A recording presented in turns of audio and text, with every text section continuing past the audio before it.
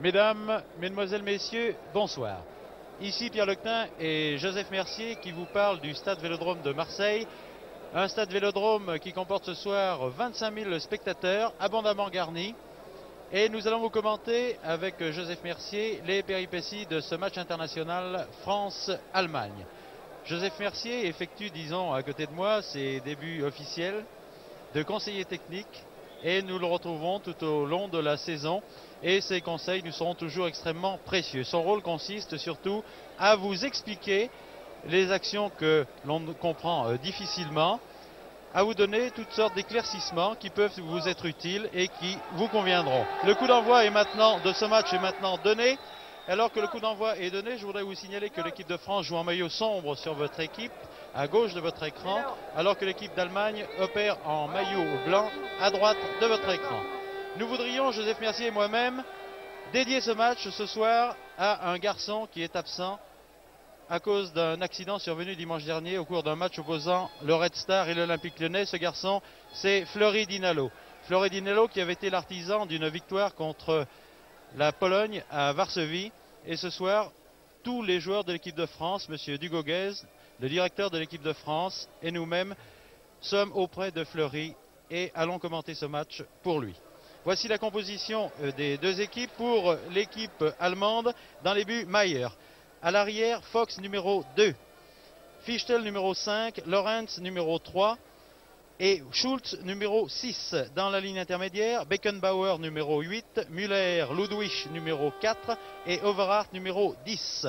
Dans la ligne d'attaque, à l'aile droite, Dorfel numéro 7, au centre, Gerd Müller numéro 9 et Held numéro 11. Vous avez remarqué qu'il y a deux Müller dans cette équipe, le numéro 4, Ludwig Müller, qui joue à Nuremberg, et Gerd Müller qui joue lui au Bayern de Munich. Voici maintenant la composition de l'équipe de France. Dans les buts, Carnus de Saint-Étienne, numéro 1. À l'arrière, Djorkaeff de l'Olympique de Marseille, numéro 2. Mitorage de Saint-Étienne, numéro 4. Bosquier, numéro 5, également de Saint-Étienne. Et numéro 3, Baeza, qui joue maintenant au Red Star. Dans la ligne intermédiaire, Jacquet, numéro 6, également de Saint-Étienne. Alors qu'ici, il y a un raid extrêmement dangereux de Dorfel, mais qui est bien stoppé ici par la défense française. Donc dans la ligne intermédiaire, Jacquet numéro 6 de Saint-Étienne et Beta de Rouen qui effectue ses débuts en équipe de France. Et dans la ligne d'attaque, Blanchet numéro 7 de Nantes, Revelli numéro 9 de Saint-Étienne, Zepaniak numéro 10 de Metz et Beretta numéro 11. Les arbitres sont M. Ortiz des Mendibile, Espagne, qui est assisté des juges de touche, M. Oliva et Urus Tarazu. Je pense que j'ai bien prononcé en espagnol. Donc l'équipe d'Allemagne en blanc à droite de votre écran qui aborde ce match d'ailleurs sous les meilleurs auspices, qui attaque tout de suite et la défense française bien regroupée peut maintenant contre-attaquer. Par Beta puis par Jacquet maintenant, Jacquet qui hésite un petit peu alors que Revelli s'était démarqué. Blanchet se fait maintenant subtiliser la balle par Vox et ici elle est récupérée par Held.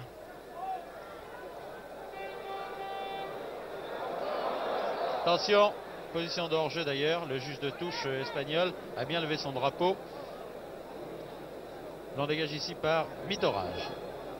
Mitorage Bosquier, les deux demi de Saint-Étienne qui sont habitués à opérer ensemble dans cette équipe de Saint-Étienne qui a fourni que 7 joueurs seulement à l'équipe de France. Une équipe de France qui, en dehors de ces 7 Stéphanois, comprend Djorkaeff de Marseille, Baeza du Red Star, vous avez aussi Zepaniak de Metz et Beta de Rouen.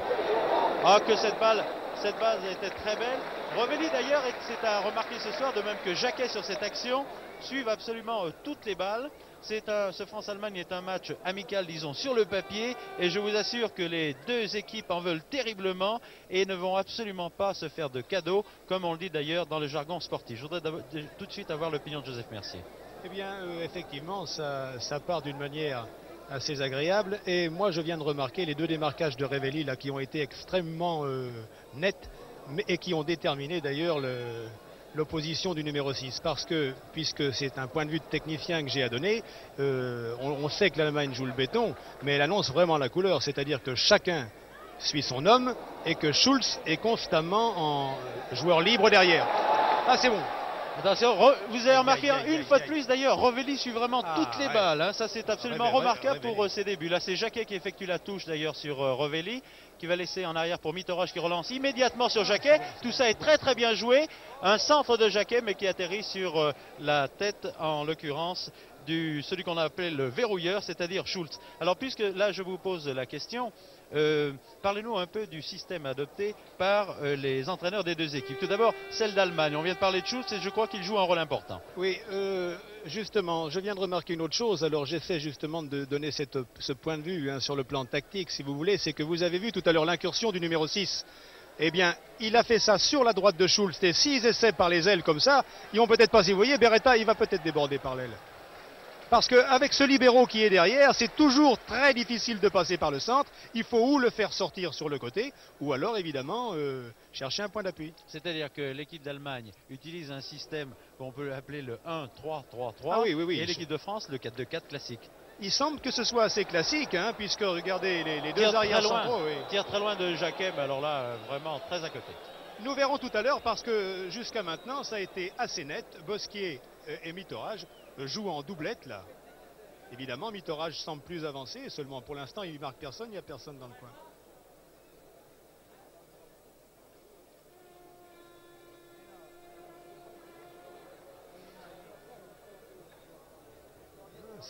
Jacquet ici qui a la balle, qui la passe à Betta. Betta sur l'aile en direction de Beretta, mais un manque de contrôle ici de Beretta. Regardez cette touche extrêmement longue en direction de Dörfel. Il est bon ce Dörfel. Oui, qui est très bon, qui est très rapide, vous avez remarqué, très incisif, percutant. Et la défense française, une fois de plus, par Bernard Bosquier, qui est absolument étonnant, qui s'est affirmé comme un grand joueur, disons sur le plan européen.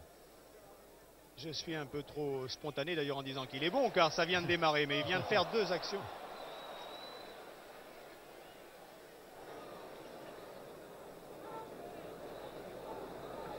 Jusqu'à maintenant, je pense que vous êtes d'accord avec moi, nous avons vu que l'équipe de France a reçu des consignes offensives tout en ne dégarnissant pas sa défense qui, elle, part absolument à tous les coups. Disons que la défense française est beaucoup plus souple dans son organisation, c'est-à-dire qu'il n'y a pas un marquage strict intégral comme chez les Allemands, mais une souplesse, c'est beau, c'est bien plus harmonisé en défense. Ici, Betta qui est entré immédiatement par celui qui est le stopper de cette équipe dont vous parliez tout à l'heure, c'est-à-dire Fichtel. Ce garçon blond là-bas qui est à la lutte ici avec Beretta. C'est-à-dire qu'il y a trois stoppers, les trois défenseurs qui sont devant le numéro 6 qui est libre, ce sont trois stoppers. On emploie le mot stopper pour l'arrière central, mais je pense que... Oui, les deux autres également. Oui, bien parce sûr. que c'est... Tout à l'heure, vous avez vu dans les... 10, c'était Overhart là, qui vient de contrôler la balle. Les fluctuations du jeu. Le 8, c'est Beckenbauer, qui est un joueur très, très fin, très élégant, un joueur de très grande classe. Encore d'ailleurs Overhart, qui est lui, disons, le stratège, l'organisateur de cette ligne d'attaque allemande. Deux fois que ce numéro 2 participe vraiment à l'attaque. Ouais, et à ce moment-là, c'est le 4 qui décroche. Ah là, c'était vraiment d'extrême justesse. La défense française vient encore de dégager. Là, il convient de parler bien sûr de la défection de Robert Herbin ce soir. Vous l'avez vu tout à l'heure et je voudrais que vous indiquiez à nos téléspectateurs ce dont bien joué exactement. Ça, c'était très très bien joué. Alors, je ne voudrais pas trop parler, mais là, il a tenté un 1-2 qu'il a loupé. S'il y avait un troisième homme, ça serait encore plus extraordinaire, mais enfin, c'était très bien joué. Le mal dont souffre Robert Herbin, qui est absent ce soir, le grand absent de ce match. Oui, il souffre de la colonne vertébrale entre la 4e et la 5e lombaire, m'a-t-il dit. Ah, bien accroché cette balle par Betta, mais derrière, un joueur allemand immédiatement. Il a été extrêmement courageux, m'a dit Dugoguez. Il a subi des piqûres, il a tenté jusqu'au dernier moment de jouer. Il a l'air vraiment abattu. Lorenz, le numéro 3. Je vous donne un peu les numéros au passage. Beckenbauer, le 8, pour que nous le mettions tous d'ailleurs en mémoire. Le numéro 10 là-bas qui appelle le ballon d'ailleurs, qui le reçoit maintenant, c'est Overhart, qui revient un peu en arrière. C'est extrêmement difficile de passer là. Regardez, Beckenbauer n'a absolument pas réussi. C'est Rovelli qui vient de relancer cette action de jeu maintenant. La balle court. Oui, elle court très très vite. Betta encore, alors que là-bas vous avez vu Blanchet attendait cette balle qui est reprise maintenant par Fichtel. Mais Blanchet Oui. s'était très bien démarqué. J'espérais qu'il passerait à Blanchet ou qu'il talonnerait ou qu'il arrêterait de la semelle pour Révéli. C'est tellement facile de l'extérieur. Hein. Oui, bien sûr. L'ailier numéro 11 qui vient de tenter ce débordement, c'est Held. Held est un joueur qui joue à Dortmund. Blanchet de Nantes. Qui lance loin en avant, en direction de Revéli, qui va passer. Ah, il y a eu là, il a été stoppé net, bien entendu, par Fichtel, à qui il ne faut pas compter. Beckenbauer d'un côté. Il peinait Fichtel là-dessus. Müller de l'autre. Non, balle bien stoppée par Mitterrage, qui laisse immédiatement à son compère Bosquier. Les deux s'entendent admirablement. Jacquet pour Revéli.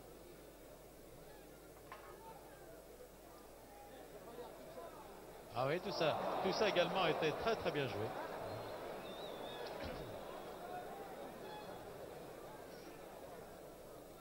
Beckenbauer. Overhart qui tire dans sa foulée, mais il tire de vraiment très loin. Balle contrée par Jacquet. Reprise là-bas par Dorfel. Qui cherche une tête. Oh là là, qui était celle de Müller.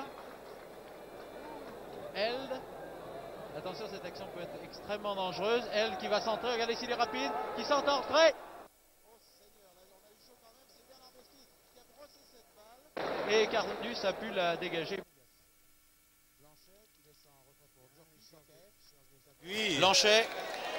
Blanchet qui déborde là-bas tout seul, s'en va vers le centre, mais immédiatement il est stoppé par cette défense allemande très rude.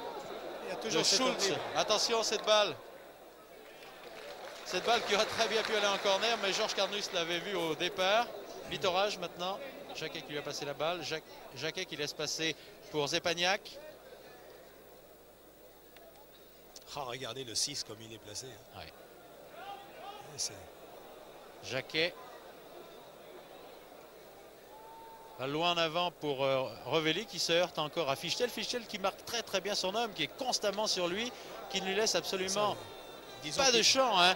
Regardez Dorfel qui est parti, mais il est parti juste à... Il est hors jeu incontestablement.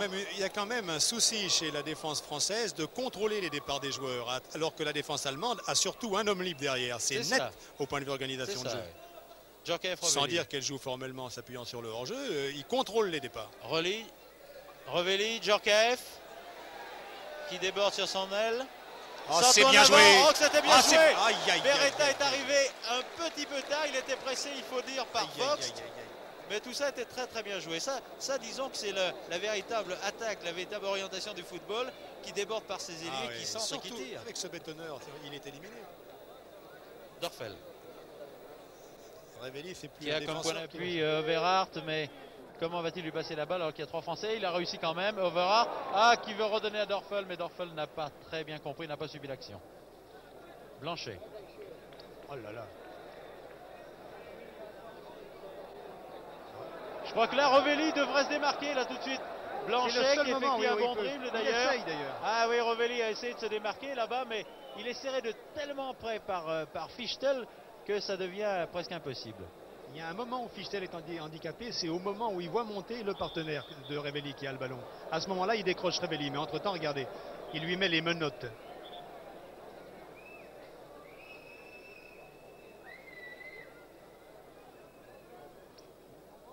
Mitterrage Zepagnac. Zepagnac qui se veut être l'organisateur de cette ligne d'attaque française. C'est un excellent technicien d'ailleurs qui vient de se faire contrer par Ludwig Müller. Touche au bénéfice des Français. Djorkaeff. Djorkaeff qui tient à briller bien sûr devant ses spectateurs qu'il connaît bien, ceux de l'Olympique de Marseille. Dorfel qui lance loin en avant en direction de Gert Müller, mais Bosquier est là. Regardez-le. Pleine détermination. Elle a touché le bras de Jacquet, c'est dommage, oui. Overhart en direction de Müller. Qui laisse derrière pour Beckenbauer. Dorfel. Ah oui, la balle est bien stoppée par Bosquier qui donne à Carnus. Je trouve qu'il y a une certaine sérénité d'esprit dans le comportement de la défense. Pour l'instant. Allez. C'est une sérénité, Joseph Mercier, que nous avons vu d'ailleurs l'autre jour dans cette fameuse équipe de Saint-Etienne qui a battu le Celtic de Glasgow d'ailleurs. l'équipe de Saint-Etienne a trouvé une sérénité défensive absolument remarquable. Il faut dire que deux garçons comme Bosquet comme Mitterrand se complètent admirablement. Zepaniak. Djorkaeff était parti. Il y a vraiment un souci offensif. Hein. Oh, c'est bien une belle joué. balle lobée Oh, ici pour Blanchet. L'angle de tir est bien fermé. Aïe, aïe, aïe. Ah, que cette action était extrêmement dangereuse. Mais les défenseurs allemands, vous l'avez remarqué, sont sur l'homme constamment. Ah oui. Mais ça fait plusieurs incursions par les côtés qui, sur le plan de la conception tactique, sont extrêmement plaisants. Hein. Beckenbauer ici, en direction de Gerd Müller. Baeza. Beta. Jacquet. Ah, toujours la même chose pour Revelli. Finalement, c'est Beta qui la récupère. Laisse en arrière pour Jacquet. Zepaniak.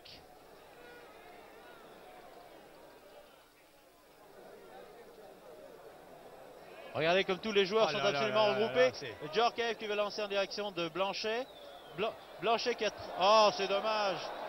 Là, vraiment, c'est dommage parce que l'arbitre siffle un coup franc alors que Blanchet était en position favorable, disons.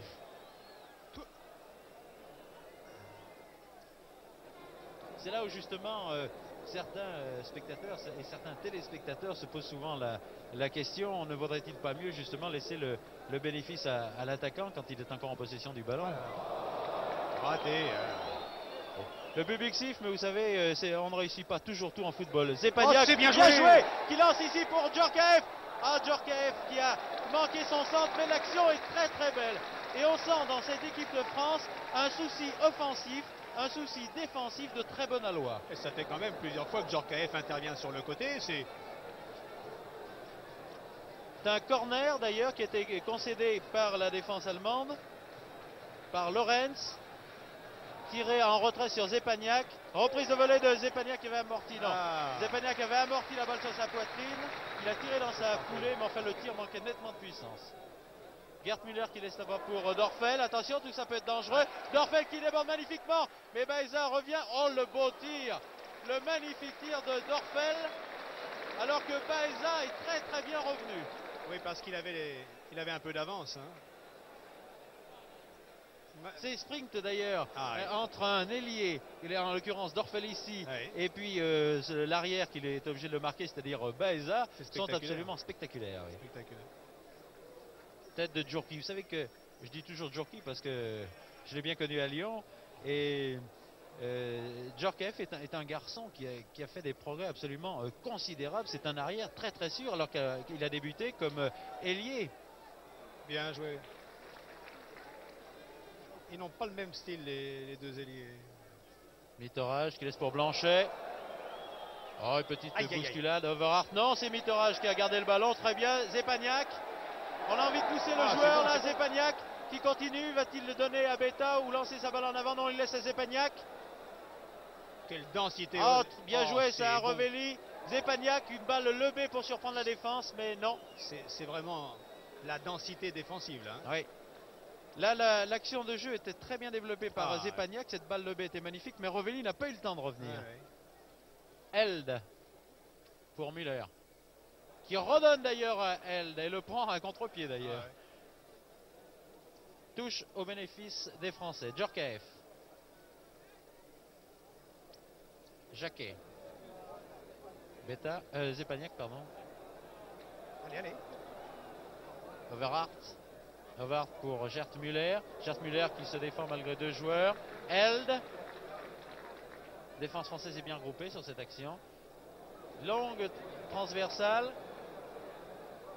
Balle joliment lobée. Oh là là. Oh, attention, cette action peut être extrêmement dangereuse. Gerd Müller. Ah, Gerd Müller qui était, il faut dire, marqué de très très près par deux joueurs français, c'est-à-dire Baeza et Bernard Bosquier. L'avant-centre de l'équipe d'Allemagne reste étendu au sol. Le contact, bien sûr, a certainement été dur. On ne sait pas si le joueur en ajoute un petit peu, mais ce qui est très contestable, c'est qu'il a l'air d'avoir été touché au rein. Et la défense française a concédé un corner. D'ailleurs, le premier corner concédé par la défense. Les deux équipes en sont un corner partout. Dorfel qui va le tirer. Bien enlevé, attention aux têtes, et c'est une tête française. Bien revenu en jeu ici. Oui, mais de toute façon... Il était en jeu. De toute façon, Muller là-bas était très mal placé. Vous savez, regardez-le, il trottine en ce moment. Il se tient les reins, il a mal. Zepagnac, et c'est reparti pour la France. On aura envie de les porter, ces joueurs. Alors que Blanchet s'est démarqué sur Revelli. Revelli toujours marqué par Fichtel, qui a bien réussi à passer. Oh, qui a centré, qui a la balle et dévié en corner par Lorenz. Il y a eu un très joli mouvement à 3 qui a fait que dans une course croisée, ça a libéré justement le Beta là.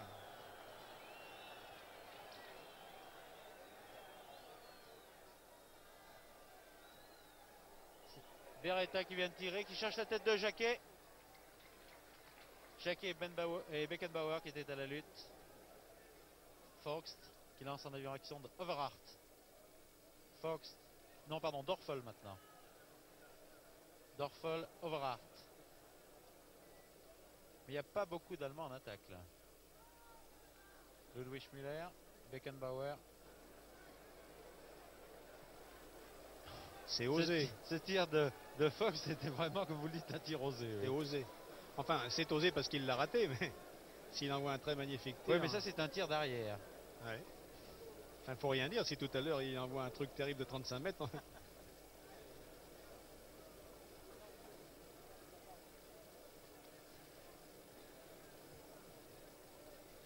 Et c'est sérieux ce Jacquet, hein, c'est...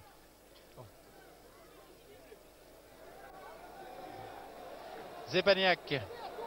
Et non, ouais. Oui, mais ça c'est ça suit énormément. Il faudrait toujours qu'il y ait du côté opposé à l'action entreprise, qu'il y ait un joueur libre qui s'engage. Hervé Revelli n'était pas. Ils essaient de bouger, hein, ils essaient. Moi j'estime que... Beckenbauer. Direction de Held. Held Müller. Gert Müller. Beckenbauer. Regarde tout ça, si c'est très bien joué en arrière ici pour Fichtel. Fichtel Dorfel. Ah, qui va essayer de lober Baeza, mais on ne le lobe pas aussi facilement. C'est Baeza qui a le dernier mot. Fichtel. Schulz. Beckenbauer.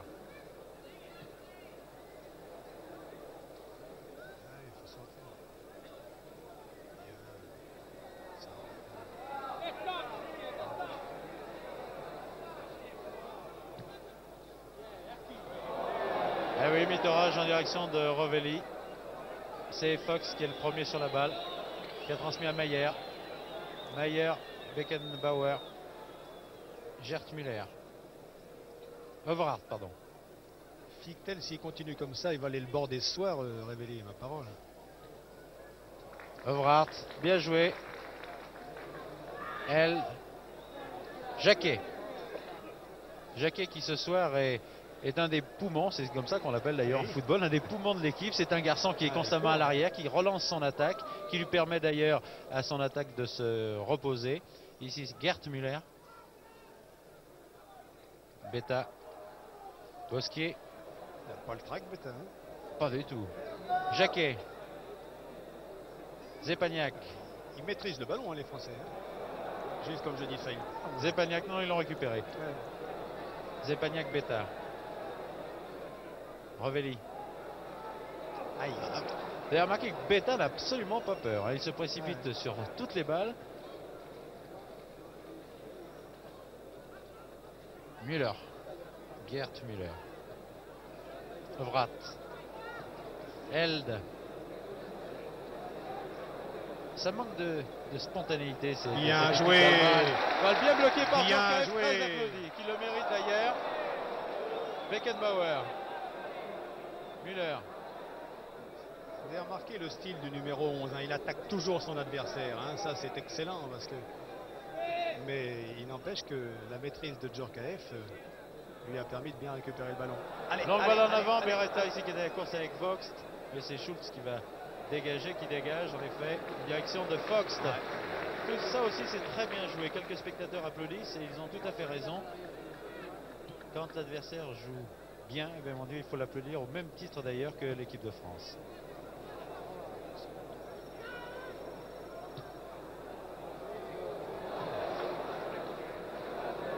Beza, attention, attention à Dorfel, non, Bernard Bosquier est là. Bosquier, bravo, qui élimine Dorfel. Ah, c'est très très bien joué tout ça pour Beta. Bosquier encore, Beretta. Ah, Beretta qui voulait passer à Beta, mais il n'a pas réussi.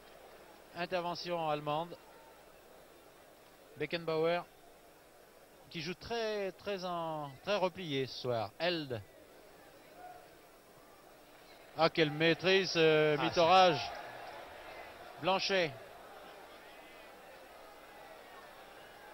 Ah, balle trop en retrait, mais oui, mais c'était très bien conçu. Il y avait une bonne idée là. Le public applaudit la tort. Très bien conçu. Le jeu.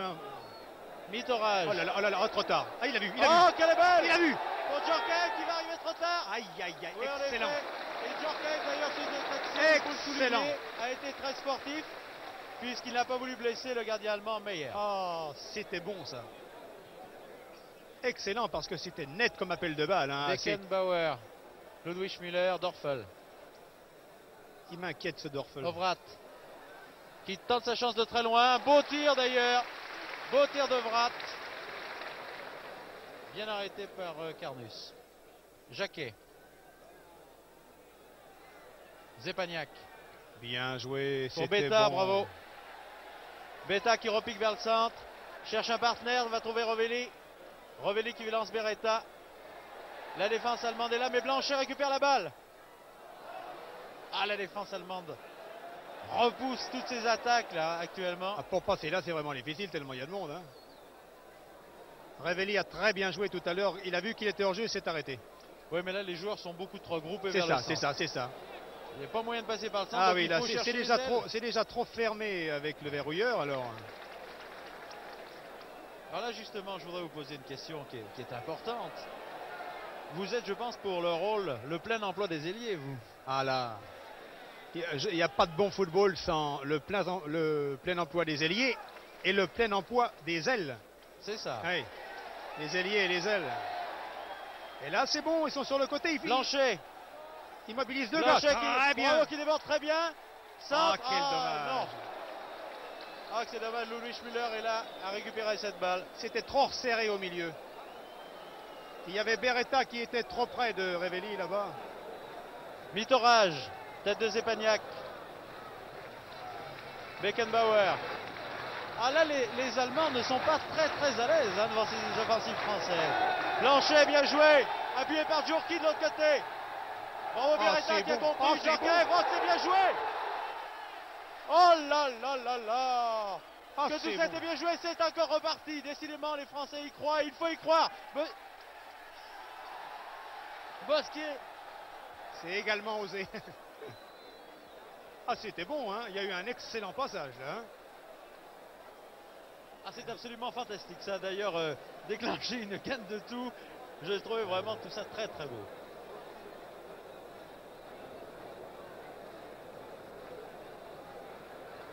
Finalement, l'enthousiasme, c'est collectif. Hein. Les joueurs, ça gagne la foule et vice-versa. Il y a 26 minutes de jeu. Les deux équipes de France et d'Allemagne sont toujours à égalité 0-0. Regardez ce. Bernard Bosquier est un joueur très étonnant. Il faut dire qu'il a un gabarit, un excellent gabarit de footballeur. Il est très bien bâti, il est solide sur ses jambes, il a un bon jeu de tête. C'est un demi-centre très complet. Bien joué Rovelli. Bien joué Hervé. Beretta, Zepagnac. La balle part vite et arrive vite. La balle court. Dans la distribution, elle court, oui. Beta ici sur l'aile droite.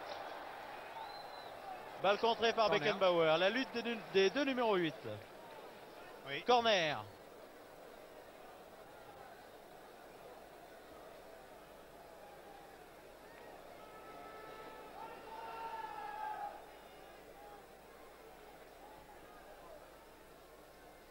Blanchet. Meyer sur Meyer directement, qui capte bien cette balle.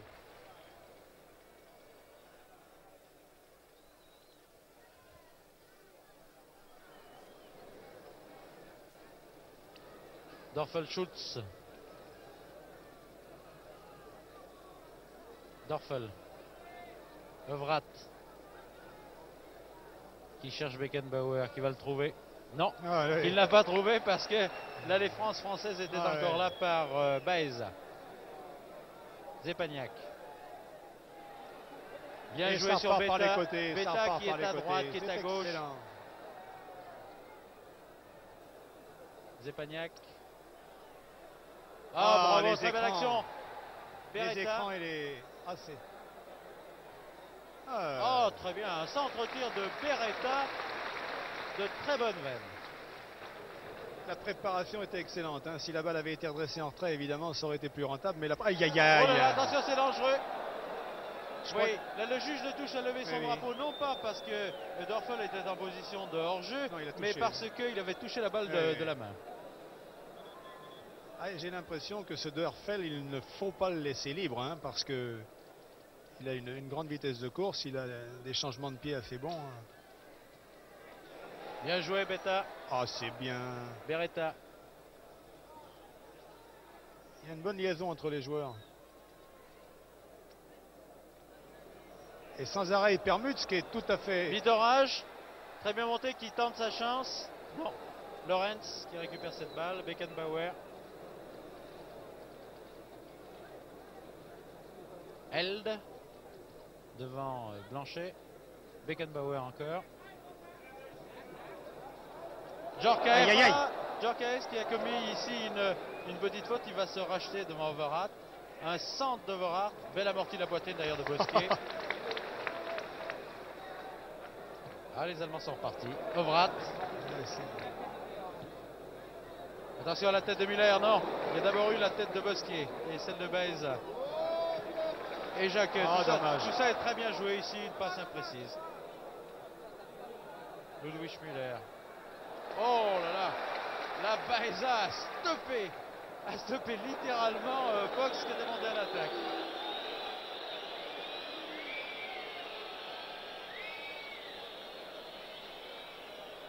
Baeza. Zepagnac, Baeza. Ah, attention à l'interception de Dörfel. C'est dangereusement Baeza se rachète. Ah oui, c'est que j'ai pas l'impression qu'il faut lui faire tellement de cadeaux à ce Dörfel parce que... Coup franc au bénéfice des Allemands.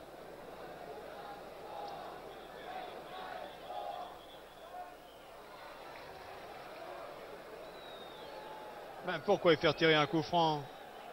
Mais mon cher, c'est la question que j'allais vous poser d'ailleurs, parce que je n'ai pas bien compris cette action aussi.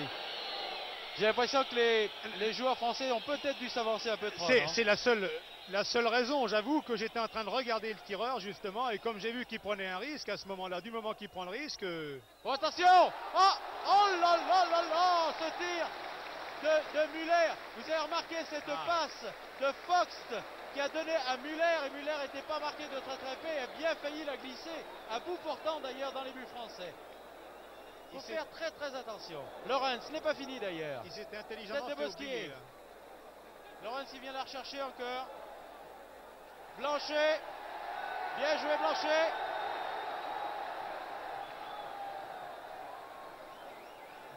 Blanchet en direction de Beta. C'était un centre-tir mais qui pouvait être dangereux. Là bien sûr Beta a enlevé un peu trop son tir. Mais c'était bien, c'est bien tout ça.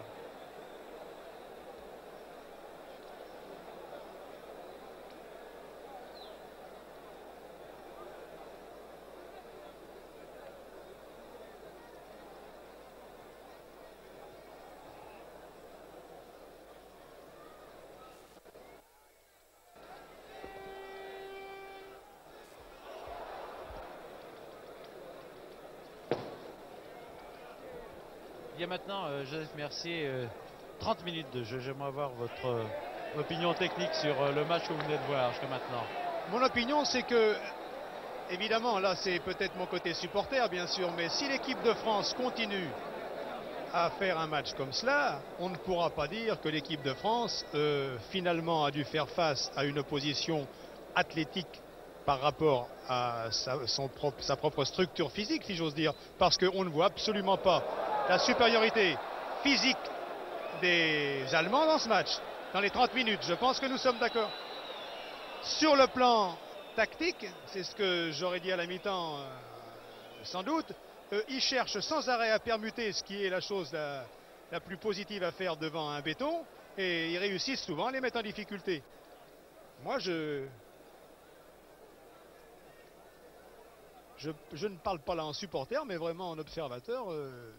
Je suis supporter, bien sûr, mais... Nous sommes tous plus ou moins bien supporters. sûr, bien sûr, bien sûr.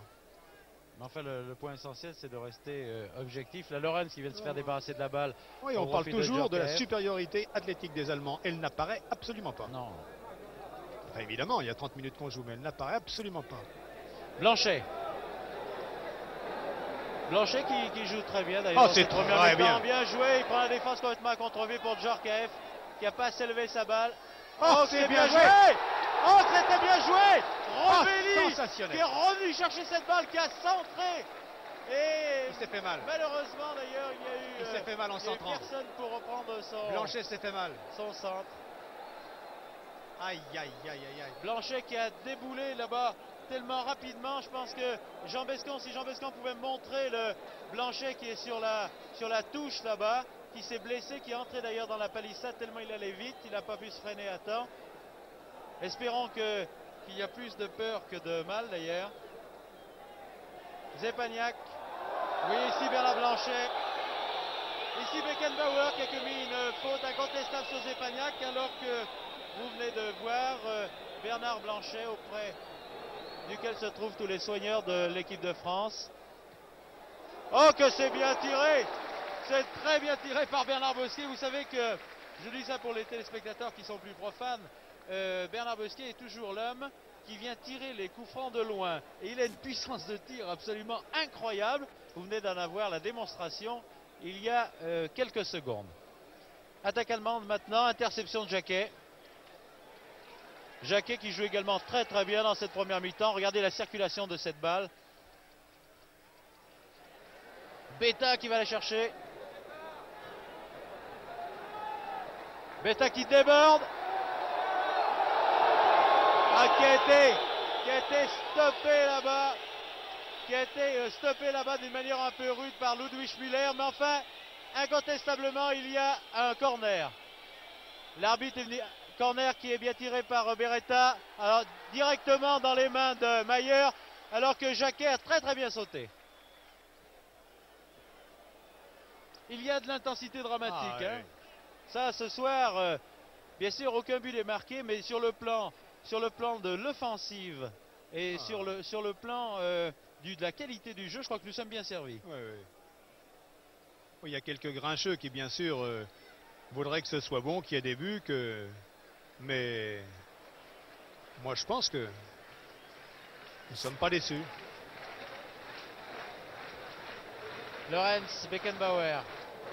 Beckenbauer qui a percé une fois, deux fois, bien stoppé par Jacquet, qui a un calme, une lucidité extraordinaire. Zepaniak en direction de Loubet, car Blanchet est sorti. Zepaniak. Bravo Zepaniak. Oh, que c'est dommage. C'est vraiment dommage, mais je crois que Bernard Blanchet va sortir maintenant définitivement. Il boite. Il est là le long de la ligne de touche. Jean Bescon, vous pouvez nous le montrer certainement. Du côté où est votre caméra d'ailleurs.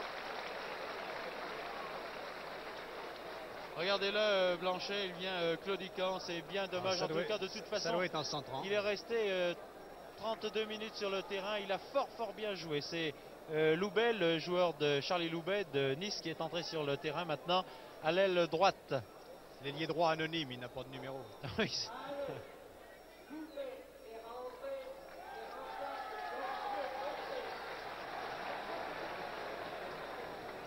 Fichtel, Foxt, Ludwig Müller.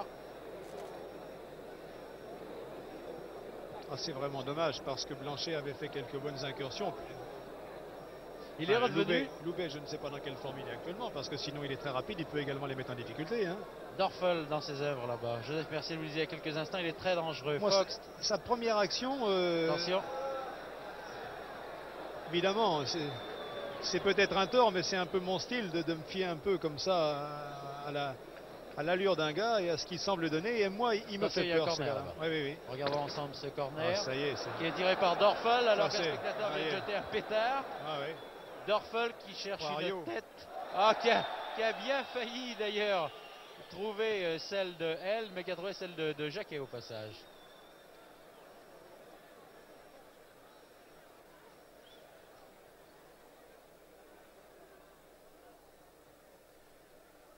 Bernard Bosquet.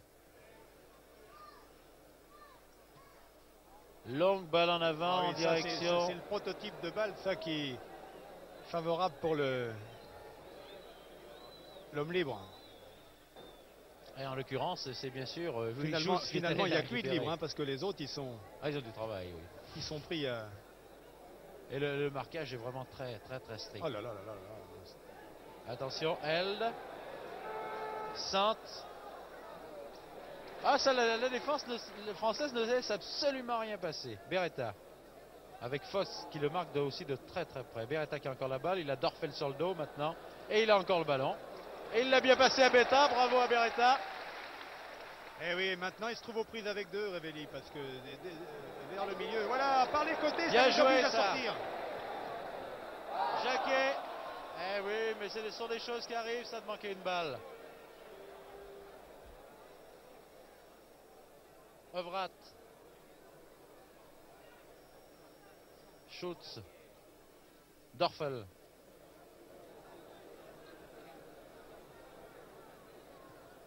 Longue balle en avant en direction de Gert Müller, mais c'est Mitterrand qui a très bien passé à Carnus de la tête. On sent que les garçons de la défense française savent conserver leur sang-froid.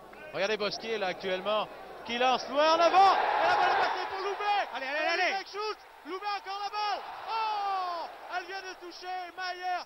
Il centre encore. La défense allemande repousse par Fichtel. Oh, la magnifique action.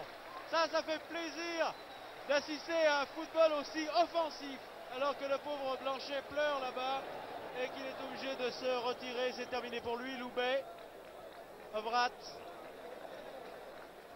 Loin en avant en direction de Gert Müller qui est tombé, qui se relève. Gert Müller trop seul. Là-bas, il y a Dorfel, bien sûr, qui est parti. Conserve la balle. Mais il a mis du temps à la passer à Dorfel. Dorfel qui revient derrière. Vous voyez cette incapacité de l'équipe de l'attaque allemande de pouvoir transgresser cette défense française. Elle le pourrait par ses ailes d'ailleurs. Qui est pourtant beaucoup plus souple, qui est beaucoup moins intransigeante dans sa conception initiale que la formule des Allemands. Betta Beretta, fils civil allemand. Ovrat. Attention. Non, c'est pas dangereux. Elle n'est pas à sa place. C'est Djorkaeff qui reprend la balle. Djorkaeff pour Mitorage. Zepagnac. Il voit très clair ces garçons, Zepagnac. Bien joué. Ah, la balle est un peu trop brossée. Oui. Un peu trop brossée, mais il y avait vraiment de l'idée dans cette action. Il lançait très bien Djorkaeff. Held. Ce qui est déjà très bien, c'est qu'il y a l'appel de balle. Vous comprenez? C'est finalement l'homme qui appelle la balle. Et ça, c'est un des principes essentiels. Gert Müller, Dorfel. Müller qui appelle encore la balle. Qui dribble le Baeza, très bien. Attention, non, il n'y a personne. Oh, attention, c'est dangereux, Ovrat. Oh là là, Carnus qui laisse échapper la balle, mais qui la récupère très bien. Vous voyez cette action, en fait, je ne sais pas ce que vous en pensez, c'est une action type, ça. Oui. Hein, une balle qu'on a laissé un peu traîner, comme ça. C'est ça. Et qui finit par être dangereuse. Alors finalement, ça peut faire basculer le résultat d'un match sans que... Ça peut faire basculer le résultat d'un match contre le cours du jeu, c'est ça qui est évidemment stupide, le cas échéant. Le libéro allemand là, a été un peu énergique, n'est-ce pas? Ce qui vaut ce coup franc d'ailleurs, qui va être tiré par Zepagnac. Zepagnac, Charlie Loubet. Ah, Loubet qui se fait prendre le ballon. Ah oui, là il a manqué de... Mais ça va pas très loin, Mitorage. Loubet. Bien joué ça. Bien joué, elle arrive bien. Zepagnac. Oh! Non mais écoutez, là il faut quand même pas exagérer. Schultz emploie absolument tous les moyens pour arrêter Zepagnac. Ah oui, c'est pas. Mais non, mais ça c'est pas normal. L'ange blanc et le bourreau de Béthune à la fois là. L'ange blanc par la couleur du maillot. Du maillot, oui, uniquement. Oh, là, c'est de l'agression, ça. C'est Pagnac. Bien joué pour Djorki. Oh, Djorkaeff l'a mis. Je sais pas, 50 cm à côté, à peine. Allez, ne mégotons bon, pas, 40 bon, cm à oui. côté. En tout cas, c'est fort bien joué. Mais alors écoutez, ce Djorkaeff, enfin, il est toujours très ça, offensif. Alors aujourd'hui, il appelle ce ballon. Ah, hein, et et il revient prendre sa place, c'est absolument fantastique. Du reste, il n'y a aucun joueur de cette équipe de France qui les mérite actuellement. Oui, c'est sûr. Beckenbauer, Evratt. Et ça n'est pas ce qu'on peut appeler quelquefois un raid en disant un arrière fait un Regardez raid. encore Djorki défenseur. C'est sûr. Loubet, ah Il non. stoppe et il participe. Oui, Charlie, là, vient de manquer 2 balles de suite. Mais vous avez vu avec quelle hargne il est allé chercher ce ballon. Ça prouve que les joueurs français en veulent, qu'ils soient titulaires ou remplaçants. Je crois qu'il faut rendre cette justice à Dugoguez. Vraiment, il a donné à cette équipe de France un esprit de corps. Et l'équipe de France en veut. Elle ne se rappelle plus du tout d'ailleurs du résultat de l'an dernier, enregistré le 27 septembre dernier, où elle avait perdu à Berlin sur le score de 5-1. Mais tout ça, c'est le passé. Et maintenant, le point important, alors ça que fait déjà 45 minutes. La mi-temps, oui, la mi-temps intervient maintenant. Cette défaite française remonte à 1 an et depuis, les choses ont bien changé. Vous savez que la politique maintenant de Dugoguez est de vouloir donner une impulsion nouvelle à cette équipe de France, qui aujourd'hui vous a prouvé qu'elle était capable de réaliser de très très bonnes choses. Et Dugoguez a décidé de faire affronter à l'équipe de France des joueuses de renom sur le plan international, on peut dire. Cette équipe d'Allemagne ce soir, l'équipe d'Espagne le 19 du mois prochain à Lyon. Ensuite, il y aura l'équipe d'Italie au cours de la fameuse tournée mexicaine. Et il y aura aussi l'équipe d'Angleterre, bien sûr, qui est la championne du monde.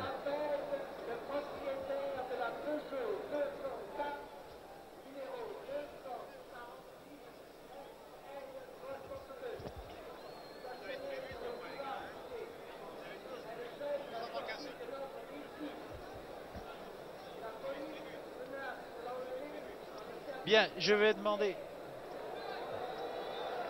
demander à Joseph Mercier pendant cette mi-temps et à mon sympathique confrère de la télévision régionale de Marseille, un garçon qui connaît fort bien le football, de venir auprès de moi et nous allons en parler un petit peu de cette première mi-temps. Joseph Mercier, tout d'abord, on peut dire, je pense, et je crois que le public marseillais sera d'accord, moi personnellement j'ai assisté à une très bonne première mi-temps. J'ai vu circuler la balle avec une rapidité absolument étonnante et j'ai trouvé chez les Français un esprit de corps magnifique. Qu'en pensez-vous vous-même? Bon, écoutez, tout d'abord, il faut que je reconnaisse que c'est la première fois que j'observe un match dans de telles conditions. En général, quand j'observe un match, je le regarde peut-être, je regarde ou bien plus spécialement une équipe, ou bien... Alors là, j'ai essayé quand même justement de voir le match sur le plan technique, puisque tel est mon seul souci. Et je retiens un premier problème dans le comportement de l'équipe et à l'intérieur de l'équipe dans le comportement des joueurs. On a toujours coutume de dire, je me répète bien sûr dans la conversation, tout à l'heure je l'ai déjà dit, que les Français vont s'opposer à une équipe allemande qui a la puissance athlétique, qui a les qualités physiques supérieures. Or, qui peut me dire que dans cette mi-temps, la valeur athlétique des Allemands est apparue? C'est un premier point. Là, je vous interromps parce que je voudrais demander à mon sympathique confrère Jean-Claude Jouan de Marseille, un connaisseur en football et je vous assure qu'il le connaît très bien. Je l'ai vu tout à l'heure, il est très apprécié aussi dans sa région. Jean-Claude, je voudrais connaître votre opinion sur ce premier point de vue développé par Mercier. Je suis entièrement d'accord avec Joseph Mercier puisque hier, lorsque nous avons rencontré Louis Dugoguez, je lui avais posé la question suivante: quelle sera la tactique que vous emploierez pour justement contrer la force athlétique des joueurs d'Outre-Rhin? Ils m'ont répondu tous, ils étaient unanimes, que ce soit Beretta, que ce soit Loubet, qui ne savait pas encore qu'il officierait en la circonstance. Même Revelli, il m'a dit, nous répondrons du tac au tac. Et je crois justement dans cette ligne d'attaque qui est peut-être, je ne voudrais pas mésestimer la valeur des joueurs français, mais contre une défense aussi rugueuse que celle des Allemands, j'estime qu'ils s'en sont tirés plus qu'honorablement. Maintenant, si vous le permettez, Pierre, moi je vais tirer un grand coup de chapeau à la tour de défense de cette équipe tricolore. C'est Bernard Bosquier qui, franchement, aujourd'hui a dominé le lot. Jean-Claude, nous l'avons dit d'ailleurs tout à l'heure avec Joseph, vraiment c'est un un joueur qui a trouvé une place qui lui convient parfaitement de par son gabarit athlétique, qui a des tacles absolument remarquables, qui est un très bon joueur de tête, et ce garçon, comme vient de l'appeler Jean-Claude Jouan, est un véritable tour de défense. Mais puisqu'on parle de défense, moi je voudrais vous poser une question à tous les deux. Cette défense française, si on la compare à la défense allemande, ne perd pas suivant le même mode. Oui, pas du tout, ça certainement. Mais moi, la défense française me plaît en ce sens qu'elle est beaucoup plus souple et qu'elle joue beaucoup plus avec l'inspiration. Il est certain que de toute manière, il y a du côté français un souci d'organisation collective qui est véritablement un souci d'ordre collectif. Alors que dans l'équipe allemande, on ne peut pas nier que c'est le béton le plus intégral qui soit, puisque dès le début de la partie, la couleur a été annoncée, à savoir que quand Revelli a fait des courses diagonales vers la gauche, il a été suivi par son garde de corps. J'ai dit tout à l'heure qu'il mettait les menottes, c'est peut-être pas très spirituel, mais c'est à peu près ça. Et ça a été vrai dans tous les compartiments de cette défense. Sauf pour le libéro qui, bien sûr, lui, cherche le cheminement du ballon, c'est-à-dire qu'il est toujours en fonction du cheminement du ballon. La défense française est une défense beaucoup plus collective dans sa conception, qui néanmoins a fait preuve a fait du pressing, comme on dit au basket, dans la zone qui est impartie à chaque joueur. Et en définitive, elle n'a pas été en grande difficulté, à part quand Gerd Müller s'est fait oublier, mais enfin... Hein. Ça a été une erreur. Ça a été la seule erreur. Maintenant, Joseph Mercier, je voudrais vous poser une question. Que pensez-vous du comportement de Mitterrand, qui a très bien couvert Bosquier? Très honnêtement, je pense que je veux rester un peu dans un certain cadre, si vous voulez. Vous êtes des reporters, moi je suis le technicien qui vient vous apporter. Je ne tiens pas tellement à donner une opinion personnelle sur les joueurs, et vous me comprendrez. J'en reviens toujours au collectif, vous comprenez? C'est collectivement que l'équipe de France m'a plu, et je reste sur cet aspect collectif. Oui, mais la question que vous posez, Jean-Claude Jouan, ne s'adressait pas à Joseph Mercier, personnellement, elle s'adressait bel et bien à l'entraîneur. Ah, ça devient délicat. De toute manière, je vous dis, à partir du moment, je vais répondre d'une manière normande, sans être normand de conception, ni de tempérament, ni du moins dans ce qu'on dit des Normands. À savoir que toute l'équipe, toute la défense, c'est fort bien imbriqué. Vous avez vu les participations de Djorkaeff, par exemple, à l'attaque sur les côtés. Il est donc nécessaire que les deux défenseurs centraux soient constamment en doublette, et que par conséquent, ils aient une action l'un par rapport à l'autre, même si Bosquier est le capitaine d'équipe, et même s'il est celui qui commande le plus la défense, Mitterrand est excellent. Et je voudrais maintenant, puisque le public est là nombreux à s'agglutiner autour de nous, faire intervenir les spectateurs. Parce qu'on parle beaucoup de participation. Nous, à la télévision, nous travaillons pour vous. Aujourd'hui, vous êtes spectateur d'un match, et là, je voudrais vous poser une question. On s'adresse toujours à nous pour donner notre point de vue sur un match. Mais si on s'adressait maintenant à vous, le public. Alors vous, monsieur, qui êtes à côté de moi, que pensez-vous de cette première mi-temps? Attendez, pas chacun son tour. Eh bien, de cette première mi-temps, je dirais quand même un enseignement assez majeur, c'est que du côté attaque française, les lacunes ont été plus ou moins comblées dans certains trous, mais enfin, il est une chose certaine que les défenseurs français ont contenu cette ferme, pour ainsi dire, allemande, et en attendant très certainement le déroulement de la deuxième mi-temps, on aura, plus ainsi dire, un verdict un peu plus franc. Monsieur, je voudrais connaître votre opinion.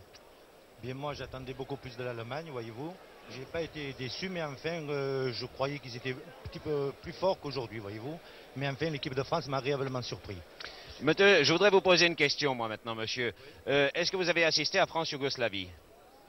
Non, malheureusement non. Malheureusement non, mais enfin, je voyais d'abord, d'après les journaux et tout, d'après les matchs qu'ils ont fait, le comportement de l'équipe d'Allemagne en Coupe du Monde, voyez-vous, je me voyais ce soir voir une équipe allemande vraiment beaucoup plus supérieure qu'à la France. Et en réalité, ce soir, je vois que la France est beaucoup plus supérieure, ce soir-là, au fait, que l'Allemagne. Je voudrais maintenant, monsieur, vous avez quelque chose à dire. Je crois qu'il s'est précipité sur nous, là. Il s'est dit, ce micro, je le veux. Ben, monsieur, vous l'avez, ce micro. Non, moi, je trouve que, personnellement, l'équipe de France ne joue pas assez groupée en attaque. Ils sont toujours esselés. Et c'est ce... Vous avez à côté de vous Joseph Mercier, qui est là, qui est un entraîneur suffisamment connu, je pense, qui hoche la tête quand vous dites cela, monsieur. Et je voudrais qu'il vous réponde. Vous êtes là, vous allez dialoguer tous les deux. Oui, je ne suis pas d'accord avec monsieur pour l'excellente raison qu'il est très difficile de passer cette défense allemande qui est très... avec ce marquage individuel et avec le joueur qui est derrière en couverture, Schulz. Et vous avez remarqué les tentatives multiples de l'attaque française, à savoir les permutations entre les attaquants et également les incursions de défenseurs comme Djorkaeff, qui à plusieurs reprises est venu ici. À plusieurs reprises, il y a eu des centres qui ont été redressés, qui malheureusement n'ont pas été assez précis. Mais il est certain que si de telles incursions se continuent et qu'il y a des balles redressées précises, il y aura. Et il y a eu combien de positions de tir chez les Français et combien de positions de tir chez les Allemands? Exactement. Alors là, monsieur, justement, vous avez la possibilité. Oui, Joseph Mercier vous donner l'explication. Est-ce qu'elle vous satisfait? Moi, je trouve que la France opère avec deux vrais ailiers de débordement et ils s'en servent pratiquement jamais. Ils passent toujours, ils essaient toujours de passer par le milieu.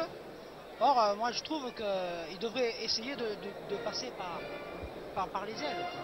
Oui, mais Joseph Mercier d'ailleurs est tout à fait d'accord avec vous, je vous signale, parce que nous en parlions, vous n'avez pas entendu tout à l'heure au cours du reportage, nous en avons parlé, lui est tout à fait d'accord et a reproché tout à l'heure aux Français de rester trop, de s'agglutiner vers le centre, et chaque fois qu'il y a une action dangereuse, vous êtes tous d'accord je pense, hein, l'action dangereuse a été amenée par les ailes. Eh bien, bien sûr. Maintenant, je vais vous signaler une chose, Pierre. C'est que j'ai noté tout à l'heure au sein de l'attaque allemande, le premier tir valable a été décoché par les Allemands à la 25e minute. Oui, ça c'est certain. Oui, ça c'est un point capital. C'est un point capital également. La première fois où Carnus a été mis en danger, ça a été sur le tir, je crois, de Beckenbauer à la 25e minute. Bon, alors, nous continuons notre enquête. Vous, j'ai à côté de moi un garçon qui a quel âge? 12 ans. Bon, est-ce que tu es footballeur, toi? Bah, je m'amuse, quoi, de temps en temps. Ce match de football ce soir, cette première mi-temps, comment l'as-tu trouvé? Bah, je pense que les Français sont bien meilleurs qu'avant. Ils ont fait beaucoup de plus belles reprises qu'avant. Mais les Allemands ont fait aussi de dangereuses actions. Alors si je te demandais tout de suite à toi, là, fais-moi un pronostic, tu me le ferais? Peut-être pas, non. C'est difficile. Bien, monsieur, quelle est votre opinion sur cette première mi-temps? Un match assez vivant, assez bien. Et dans l'ensemble, l'équipe tricolore a joué un match aussi bien que les précédents. Bien, j'ai un garçon à côté de moi qui est notre caméraman. Lui qui suit l'action de jeu justement, et je cherche à prendre un petit peu plus de fil. Il est à côté de moi et lui il voit ce match au travers de sa lucarne, disons. Et je voudrais un peu, ces garçons qui sont toujours derrière les caméras, je voudrais un peu ce soir les mettre en valeur, car ils accomplissent un travail pour nous considérable, de même que le réalisateur de cette émission, Jean Bescon. Vous, que pensez-vous au travers de votre lunette? Que pensez-vous de cette première mi-temps? L'équipe de France m'a étonné, elle a très bien joué. Ici on pensait que ce serait moins bien que ça, mais vraiment elle était très très bien. Oui. Elle était au niveau de l'équipe allemande. Merci. Jean-Claude Jouan, vous voulez continuer à demander des impressions?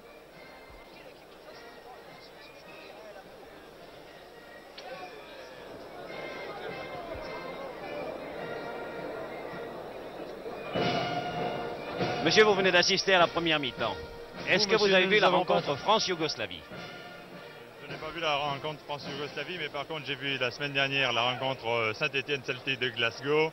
Et il faut reconnaître que quand il y a un enjeu capital pour un match, eh bien on s'enthousiasme quand même beaucoup plus. Là, le premier quart d'heure a été un petit peu laborieux, mais enfin, de la 15e à la 45e minute, vraiment c'était extrêmement sympathique, surtout pour nous Français.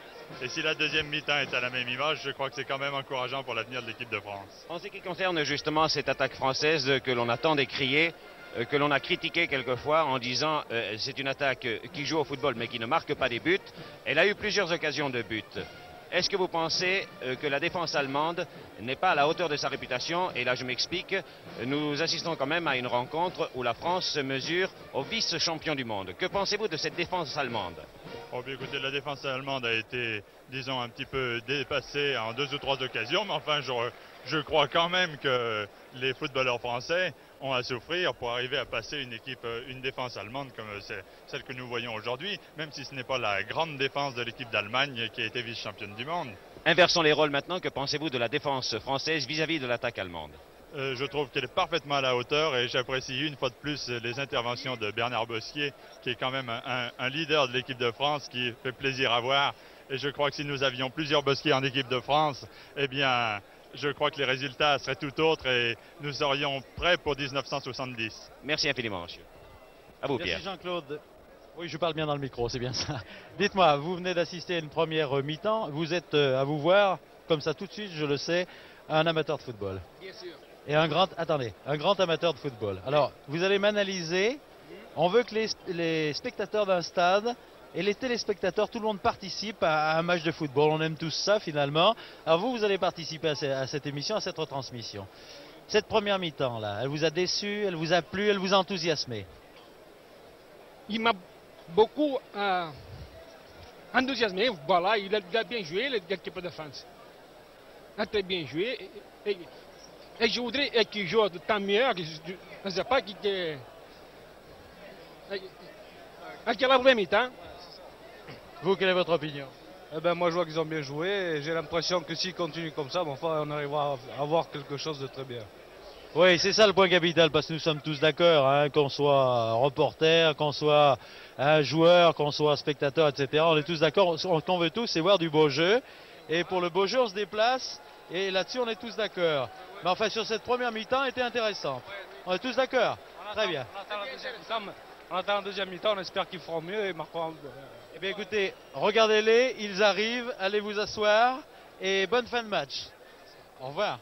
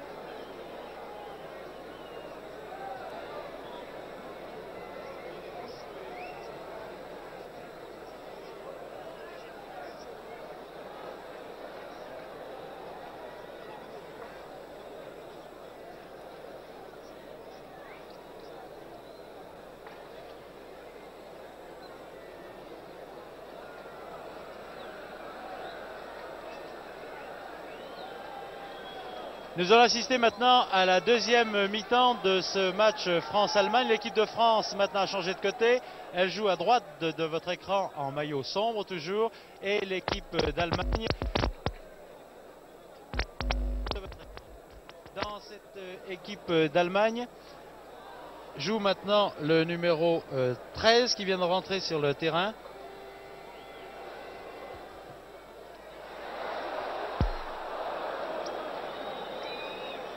Le numéro 13 est un garçon de Brême qui s'appelle Hodge.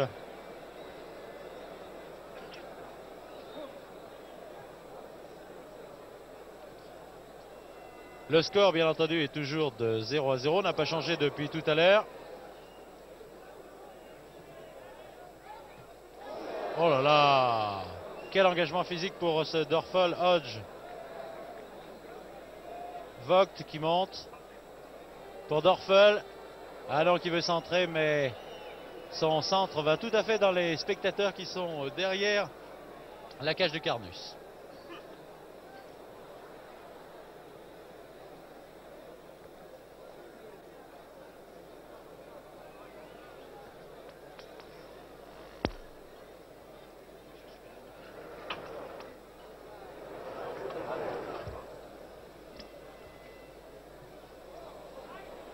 Il convient de rappeler également que le palmarès de France-Allemagne depuis 1931 comporte un bilan de 10 matchs. Sur ces 10 matchs, la France en a remporté 4, l'Allemagne 3 et il y a eu 3 résultats nuls. Le dernier, bien sûr, a été assez impressionnant puisque nous avons été battus par 5-1. Mais aujourd'hui, nous assistons à un véritable renouveau de cette équipe de France. J'espère que dans cette deuxième mi-temps, les choses vont continuer ainsi. Pour cette équipe de France, Rovelli qui laisse en arrière à Zepagnac. Très bien joué.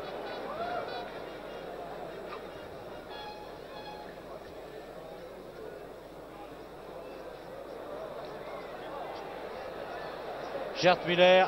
Ah, qui laisse loin derrière pour Hodge qui manque complètement ce ballon. Beza dégage. Beckenbauer, beau contrôle de Beckenbauer comme d'habitude. Dorfel. Attention, tir de Dorfel. Un très beau tir de Dorfel d'ailleurs, bien arrêté par Carnus. Comme vous le disiez tout à l'heure, Joseph Mercier, il convient de le surveiller de très très près ce garçon. Et c'est reparti. Attention. Ah, le nouveau tir de Hodge.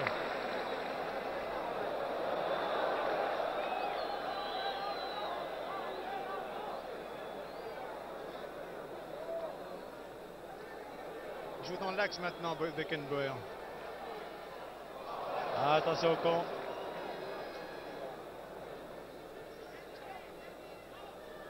Fichtel. Ah, bien joué ça. Qui a bien trouvé Overath. Sur l'aile gauche, Held. Ah, centre qui Ils va sont beaucoup meilleurs trop et plus loin. dangereux actuellement, les Allemands. J'espère que ça va pas durer. Mais... Ouais, et puis Beckenbauer a l'air d'avoir un rôle plus différent là. Il joue plus dans l'axe central. Disons que sur ces... Enfin, je dis ça au moment où il est sur la droite. Mais... Sur ces 2 premières minutes, on sent, comme le dit Jean-Claude Join à côté de moi, que les Allemands ont reçu des consignes d'attaquer, de tirer, et là ils viennent de manifester. Ah, Beretta qui manque là son centre. De toute manière, un match c'est un rapport de force entre 2 équipes, et une équipe, si supérieure soit-elle, ce qui n'est pas le cas évidemment pour ces 2 équipes. Attention! Oh là là! A toujours des moments où elle est dominée, même dans un match entre 2 équipes qui sont nettement dont l'une est nettement supérieure, il y a aussi des à-coups.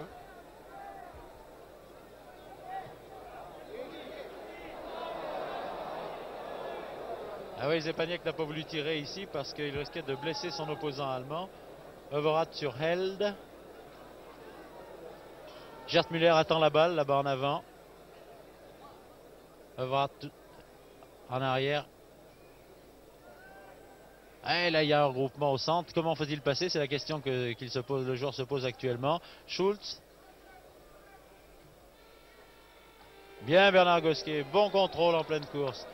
Qui élimine Hodge, qui élimine Overath. Beckenbauer qui relance très bien. Attention à Müller, Müller qui donne à Dorfel. Baeza s'est lancé sur cette balle. Dorfel est encore en possession du ballon. Voilà, voilà, Beretta était un peu vigoureux pour Hodge, mais ce n'est rien. Beckenbauer. Et alors, qu'est-ce que... Oh là là, tout ça peut être dangereux. Jacquet. Est-ce que la défense française va pouvoir se libérer de cette emprise allemande des 3 premières minutes de jeu? Ah oui. Longue balle en avant, en direction de Zepaniak, mais Hodge revient comme un boulet de canon d'ailleurs. Il est le premier sur la balle et il peut dégager. Ça, c'est le sprint de Hodge était absolument magnifique. Là, vraiment, il y a eu un problème athlétique. Dorfel, attention, c'est toujours dangereux. Dorfel qui veut déborder Bosquet ici. Corner.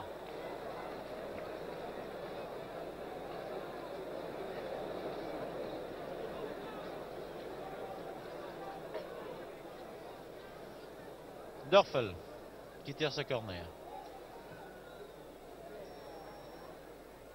C'est la tête de Held au départ. Beckenbauer laisse entrer sur Hodge. Gerd Müller, Hodge encore. Ce garçon est solide, n'est-ce pas? Hodge. Fox. Dorfel. Ah oui, mais là, il y a uniquement la défense française. Jacquet. Qui laisse en retrait derrière pour Beta. Beta, le relais avec Rovelli. Interception de Fox. Beckenbauer. Qui essaye de calmer le jeu. Relance sur Held.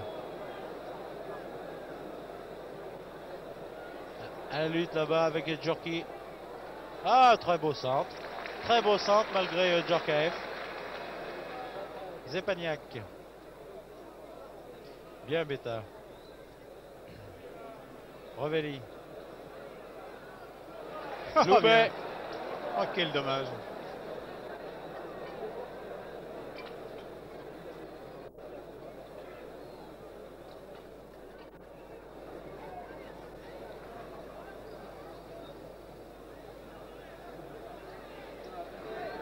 Loubet toujours. Très bien joué ça en direction de Beta. Qui va arriver tout seul. Qui tire. Oh là là là là. Mais c'est vraiment de très très peu à côté. Ça, c'est une très belle action. Et Beta, vous avez remarqué, Joseph Mercier n'hésite pas à s'infiltrer, hein, malgré les deux malabars de service. J'ai remarqué encore là les travaux d'approche, à savoir qu'on a écartelé cette défense qui est toujours massive pour que quelqu'un puisse s'engager. Et il s'est fort bien engagé et il a été fort bien vu. Et c'est de nouveau bon.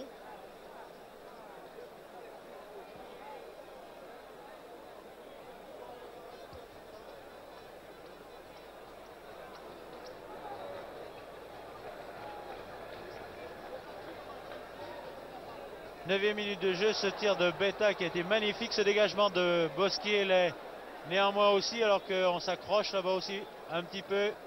Un accrochage entre Overath d'un côté et Bosquier. Les deux joueurs se tendent la main. Ce ne fut que péripétie.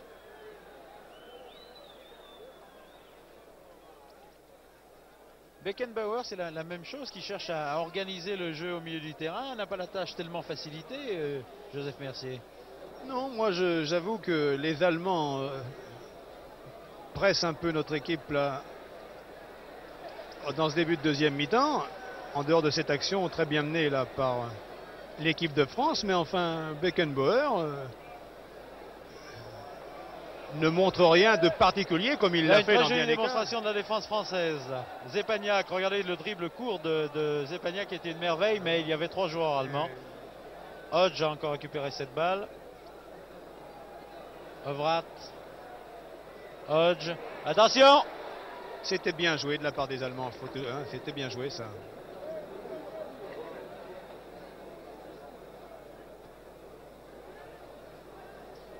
Beta pour Fichtel. Fichtel-Held. Elle qui est à la lutte encore une fois de plus avec Djorkaeff, qui a réussi à centrer. Mais Carnus est sorti avec beaucoup d'autorité et dégage son corps. Il joue bien Djorkaeff devant cet ailier. Cet ailier l'attaque et lui, il recule. C'est-à-dire qu'il fait preuve d'intelligence au lieu de se jeter bêtement, et il le contient bien car il est bon aussi. Il y a aussi une différence de jeu entre Djorkaeff et Baeza qui est considérable. Hein. Oui. Djorkaeff donne l'impression, enfin il le fait d'ailleurs réellement, hein, il court exactement à égalité avec son opposant et il le stoppe vraiment à la dernière minute, alors que Baeza lui est plus hargneux, plus rugueux et n'hésite pas à plonger dans les jambes. Je pense aussi que Baeza est un jeune joueur plein de qualité et qui fait un apprentissage au niveau international, alors que Djorkaeff a une grande maturité comme joueur et par conséquent beaucoup plus d'expérience. Hein. C'est ça, oui. Jacquet. Ça c'est bon. Jacquet Rovelli. Ah, je croyais qu'il allait redresser. Ah, on croyait qu'il voulait passer à Jacquet, mais non, absolument pas. Oh, c'est très bien joué ça pour Loubet. Mais Loubet, tellement pressé par le verrouilleur, par Schultz, par le libéraux, là, n'a pas pu ajuster son tir comme il faut. La balle est partie, mais elle était molle. Regardez là-bas, c'est reparti pour Held. Gert Müller.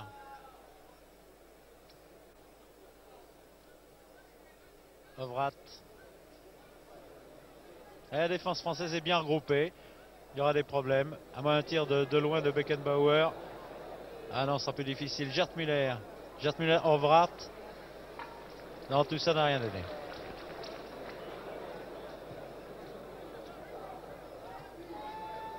Beretta qui a stoppé cette balle, qui se cafouille un peu avec Rovelli, mais qui s'en débarrasse. Qui a cherché à se débarrasser de Fichtel. Regardez le petit Beretta, il est encore là. Très hargneux, oui. Schultz. Pour elle, qui vient chercher cette balle très loin. Qui la contrôle mal, touche à l'avantage des Français de Djorkaeff. Held. Overath.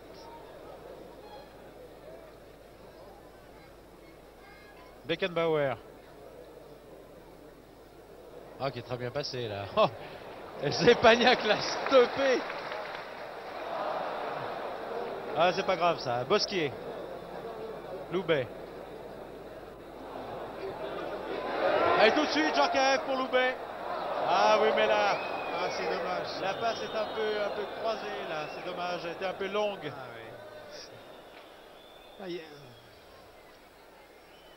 Lorenz. Beckenbauer. Qui se replie beaucoup d'ailleurs. Fox. D'ailleurs, le nom, là, je dis de temps en temps Vox et de temps en temps Fox, parce que je prononce de temps en temps à la française, de temps en temps à l'allemande, alors, bien sûr. Bosquier. Zepagnac. Ah, Revelli a réussi. Beta, je veux dire, a réussi à la reprendre. Jacquet, Beta. Très bien joué tout ça. Mito, Mitorage. Qui va déborder. Loubet qui est parti, mais là il est parti en position d'orge. Je crois que une recherche dans la construction du jeu. Hein.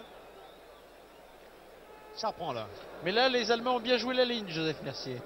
Oui, je pense que c'est surtout lui qui s'est mis hors jeu. Hein. Enfin, je crois bien que c'est le premier hors jeu de l'équipe de France. Gerd Müller, Ovrat. Hodge. Regardez-moi, oh là, cette de lutte entre Beretta, ce qu'il est hargneux ce Beretta. Il ne lâche absolument aucune balle, regardez-le.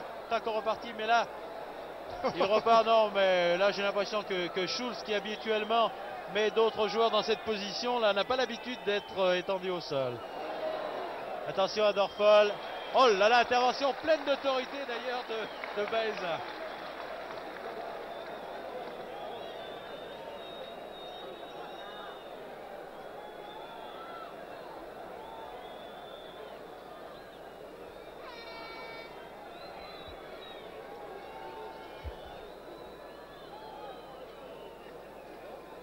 Tout le monde s'affaire autour du joueur blessé. J'espère que ce n'est pas trop grave.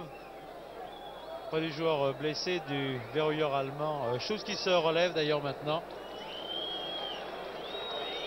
Regardez d'ailleurs, vous venez de voir au ralenti l'action de jeu. Vous voyez ici Schulz qui se relève, qui boitille d'ailleurs un petit peu. J'ai l'impression qu'il va recouvrir rapidement la plénitude de ses moyens. Beckenbauer. Held devant Djorkaeff. Regardez cette lutte entre les deux hommes, c'est splendide. Jacquet, quel dernier mot ici. Beta, Revelli. Jacquet encore, très bien joué. Zepagnac. Revelli qui s'infiltre là-bas, est-ce que Zepagnac va le voir? Non, il lance au Beretta. Attention Revelli, ne pas être en jeu. Oh là là. Là, Schulz s'est précipité sur lui, il lui a dit on me l'a fait une fois, mais on me l'a fait pas deux. Il a vite récupéré. Hein. Oui, il a très vite récupéré, oui. Beretta.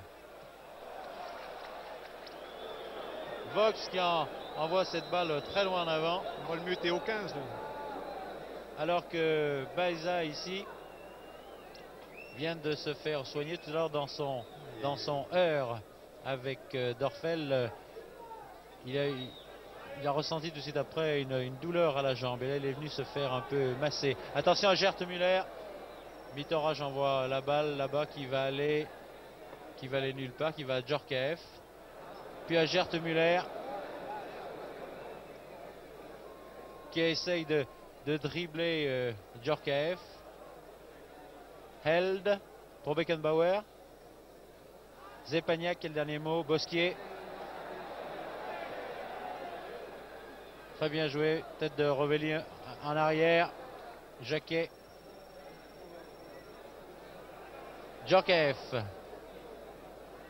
Djorkaeff.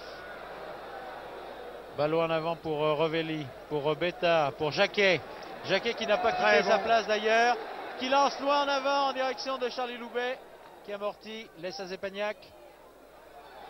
Ah, attention, ça va être difficile maintenant. On temporise trop là.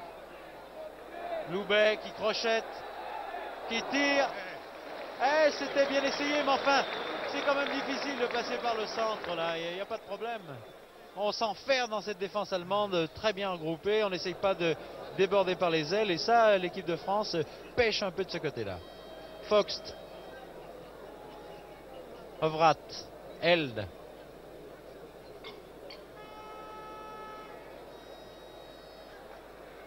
Elle qui n'a pas réussi à passer, il est obligé de revenir en arrière devant Djorkaeff. Bosquier, oh là là, Bosquier qui a laissé Ovrat. Ah non, il est bien revenu. Ovrat qui se trouve libéré. Non, un nouveau compte de Bosquier. Alors on passe un mauvais moment.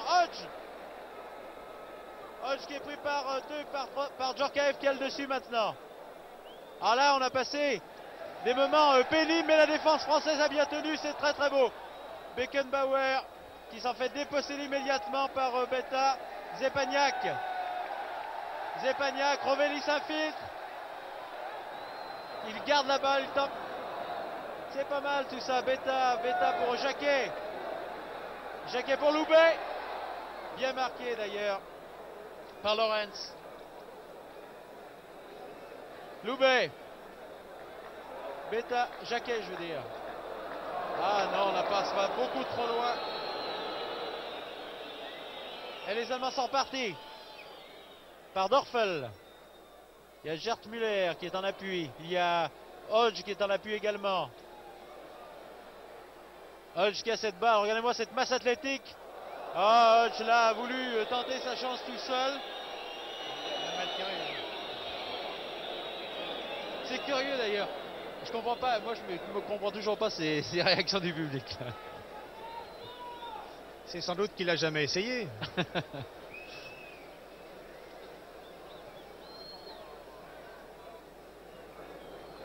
Fichtel qui était à la lutte. Hodge qui reprend cette balle. Ovrat. Longue balle en avant en direction de Gert Müller. Tête de Bosquier. Attention au tir de Dorfel. Gert Müller. Oh là là là là. La balle a été déviée in extremis en corner. C'est une montagne celui-là. Hein. Mais alors vraiment, nous avons eu très très chaud. Un frisson d'ailleurs que je viens de voir passer dans votre dos. Ouais. Dorfel qui tire ce corner. Oui, là-bas on se bouscule un petit peu, oui. Ça c'est certain.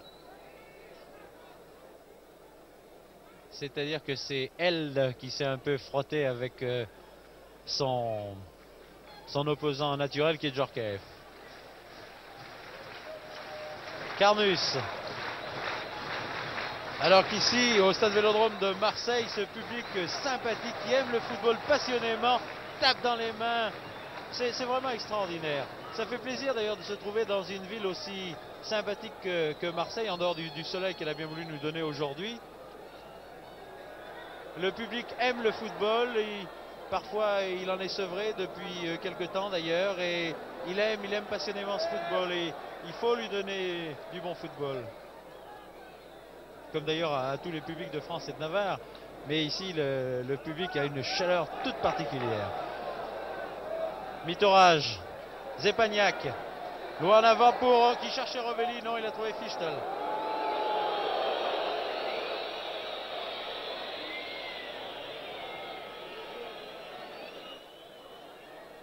Rovelli a eu tendance à jouer un peu au basket, n'est-ce pas Jean-Claude Joueur, hein? N'oubliez pas qu'il est du coin puisqu'il a fait ses premières armes à Gardanne. Djorkaeff connaît très bien le terrain puisqu'il porte les couleurs de l'Olympique de Marseille. Carnus c'est un voisin puisqu'il est de Marignane.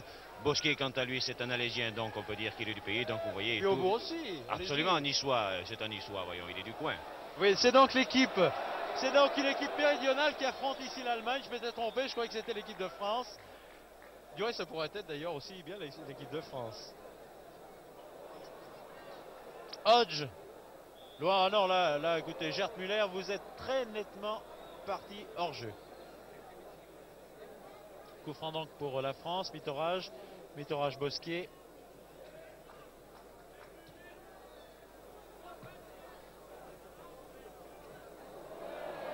« 22 minutes de match dans cette deuxième mi-temps. Il fait sombre ici et je n'arrivais pas à voir. 22 minutes de match dans cette deuxième mi-temps. Le score est toujours de 0-0. Il reste donc, vous avez fait la soustraction, 23 minutes de jeu. Jacquet. Beretta. Attention Beretta. Ah ça, devant Laurent, c'est très facile. Baeza. Jacquet de la tête pour Baeza. Pour Zepagnac.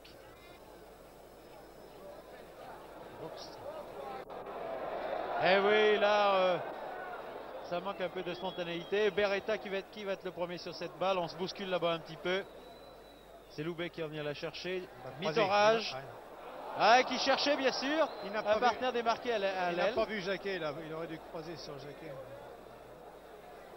C'est reparti par Eld. Non, ici c'est Ovrat. Ah, bravo. Bien joué ça pour Mitorage. Ce garçon, ce Stéphanois là, a beaucoup de sang-froid. Regardez-moi cette passe remarquable à Jacquet. Mais alors, Monsieur Beretta, il faudrait essayer d'aller à votre place là maintenant. Beretta qui essaye de déborder, qui conserve ce ballon d'ailleurs.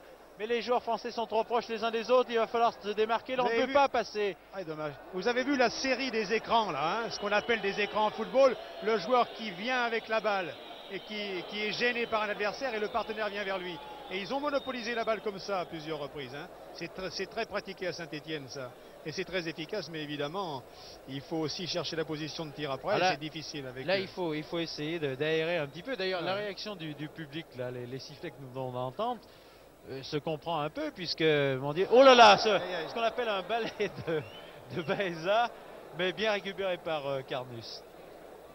Oui, là, le public de Marseille et de la grande région, comme disait Jean-Claude tout à l'heure, siffle parce qu'il voudrait des débordements par les ailes, qu'on essaye d'aérer.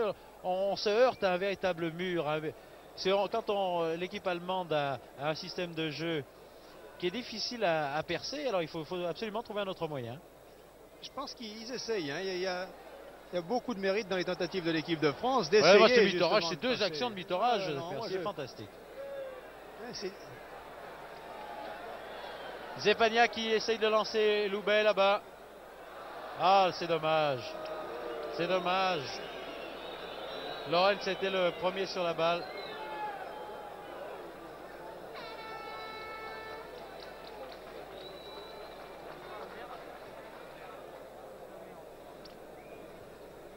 Qu'est-ce qui va sortir dans l'équipe de France alors que c'est Lemaire qui vient d'effectuer sa rentrée? Ah, c'est Baeza qui est sorti. Baeza, puisque Baeza oui, Baeza, regardez. Baeza est là. C'est Baeza qui est sorti, qui a laissé sa place à Lemaire de Sedan, que vous avez vu d'ailleurs au cours du match que nous avions transmis entre Ajaccio et Sedan. Toujours 0-0. Il y a maintenant 5, 10, 15, 20, 25 minutes de jeu. Elle ici déborde, tire. Oh, c'est le magnifique tir. Ça, il y a vraiment une alternance. Hein. Le début de cette mi-temps a été pour les Allemands sur le plan de la domination territoriale et de la monopolisation du ballon. Ensuite, les Français ont repris le dessus. Et puis, il vient d'y avoir une petite flambée allemande là. Hein. Oui, le speaker vous annonce l'entrée de Lemaire à la place de Baeza. Oh, bien joué. Et dès qu'on joue par les côtés... Baeza qui tout à l'heure, vous l'avez remarqué, souffrait d'une jambe et qui vient de sortir. Oh là! Oh non! Mais là, incontestablement, le joueur allemand, c'est-à-dire Lorenz, s'est accroché après le maillot du joueur français, mais ça c'est indéniable. Il y a d'ailleurs un coup franc qui est à la limite de la surface de réparation. L'arbitre maintenant compte les 9 pas réglementaires. Attention, ça peut être extrêmement dangereux. Allez, bougez. Oh, il cherche une tête. Oh là là! Bosquet qui va remettre dans le paquet. Bosquet qui tente sa chance de loin et qui marque! C'est absolument extraordinaire! Oh, le tir de Bosquet! 26e minute dans cette deuxième mi-temps. Absolument extraordinaire. Bernard Bosquet qui reprend cette balle de 35 mètres et a adressé un tir absolument fulgurant. Regardez à nouveau le ralenti. Regardez Bernard Bosquet qui va tirer. Regardez la balle, la trajectoire de la balle. Mayer plonge bien, mais la balle lui passe exactement sous le cœur. Ah, ça vraiment, ce tir de Bosquet est étonnant. C'est ce qu'on appelle trouver une défense où je ne m'y connais pas. Ah, exactement.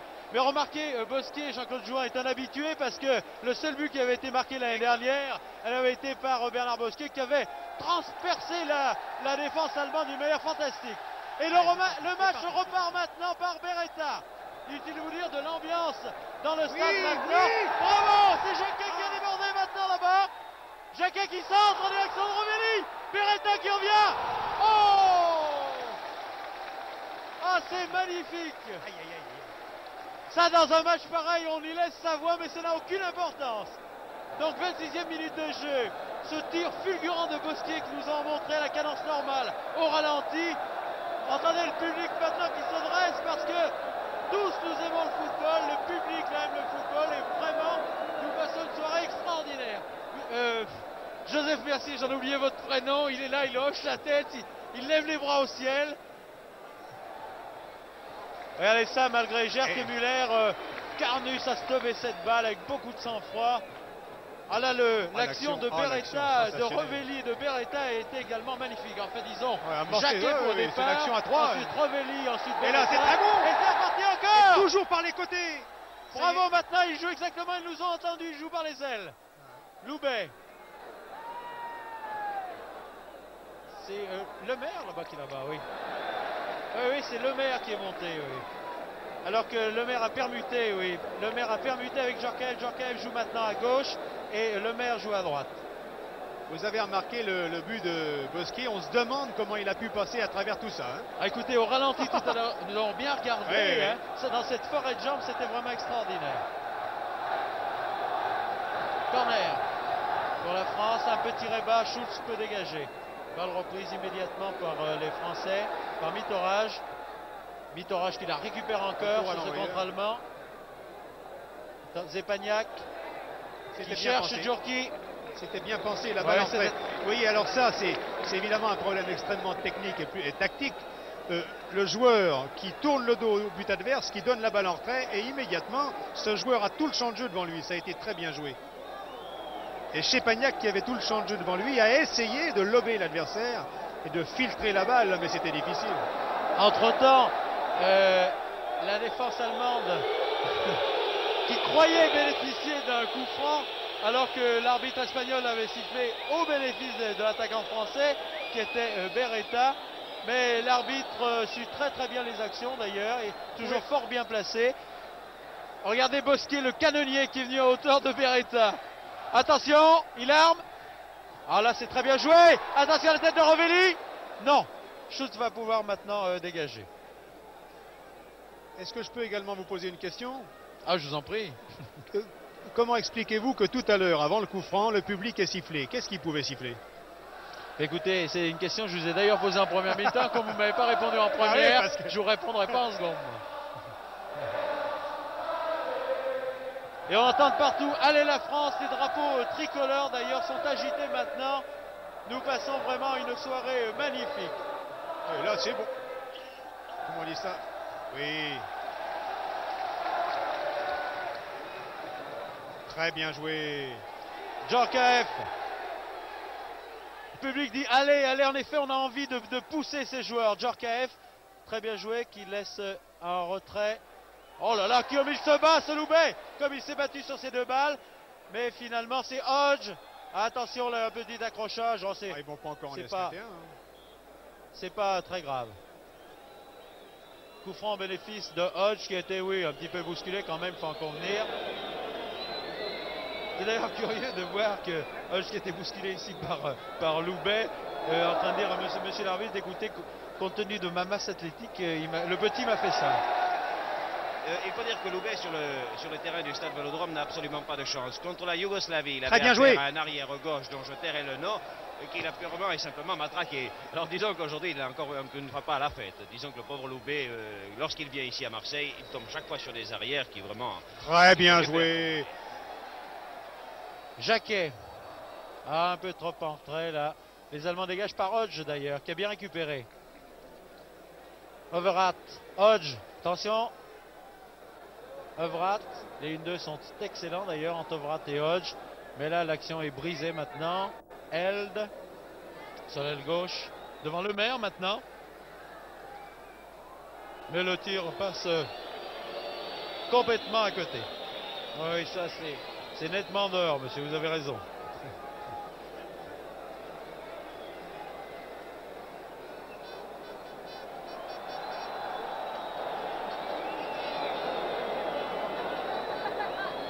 Les spectateurs d'ailleurs s'amusent derrière la cage de Carnus à conserver le ballon. On en envoie un autre sur le terrain.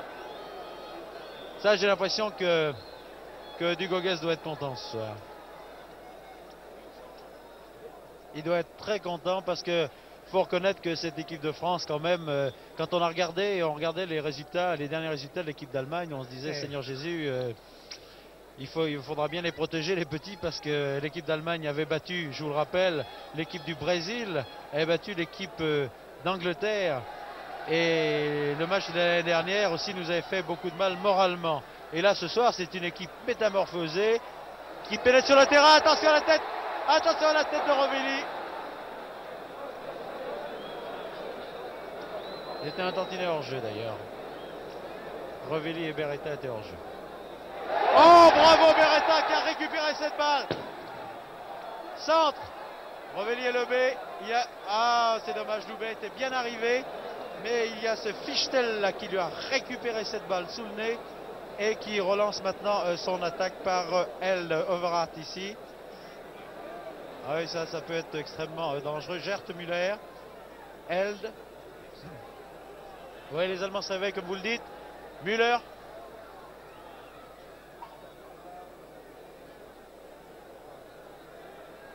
Held qui essaye d'approcher. Overath, attention Overath.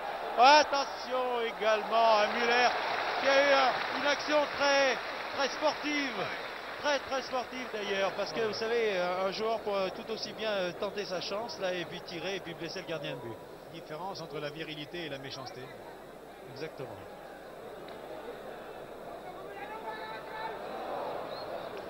Il reste 10 minutes de jeu. La France mène toujours par 1-0, un but marqué par Bernard Bosquier à la 26e minute de jeu en deuxième mi-temps. Ah, pour le moins c'est viril, hein. Dorfel. Attention à la tête là-bas, non, c'est pas très grave. Le maire qui laisse pour Carnus.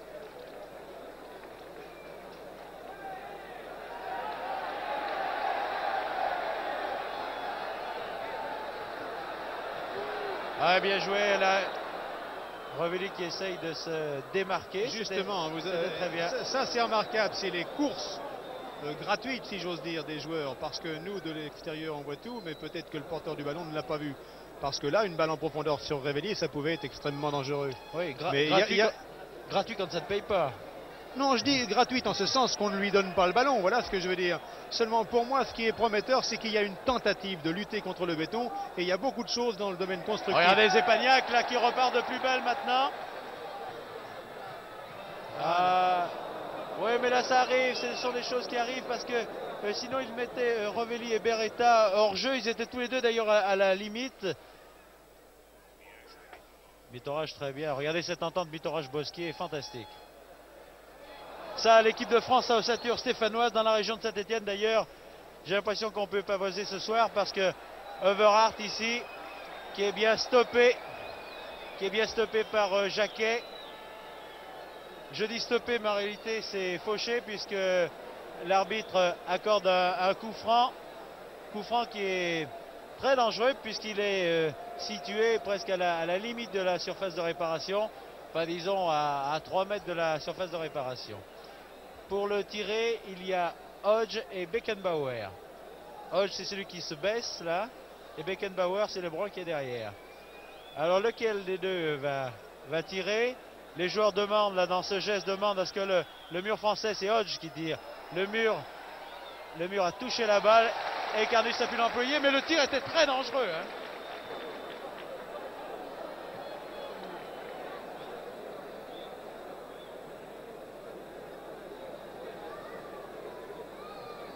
Oui, la combinaison qu'ils ont essayé là sur le plan stratégique, la combinaison était assez classique, mais enfin elle est toujours dangereuse parce qu'on ne sait pas qui va tirer. Aïe aïe aïe. Regardez le maire si c'est du solide aussi. Et Rovelli aussi. Et Beta maintenant à la balle. Ils sont 4 contre 3 exactement. Loubet qui lance pour Beta. Beta qui l'a bien récupéré cette balle. Qui tire. Qui croise un peu trop son tir. Mais vous avez remarqué que Rovelli était très bien placé encore sur cette action. Parce que c'était un centre brossé qui arrivait d'ailleurs sur la tête de Rovelli si Mayer n'était pas intervenu, bien sûr. 4 contre 3 devant un béton, faut le faire, hein.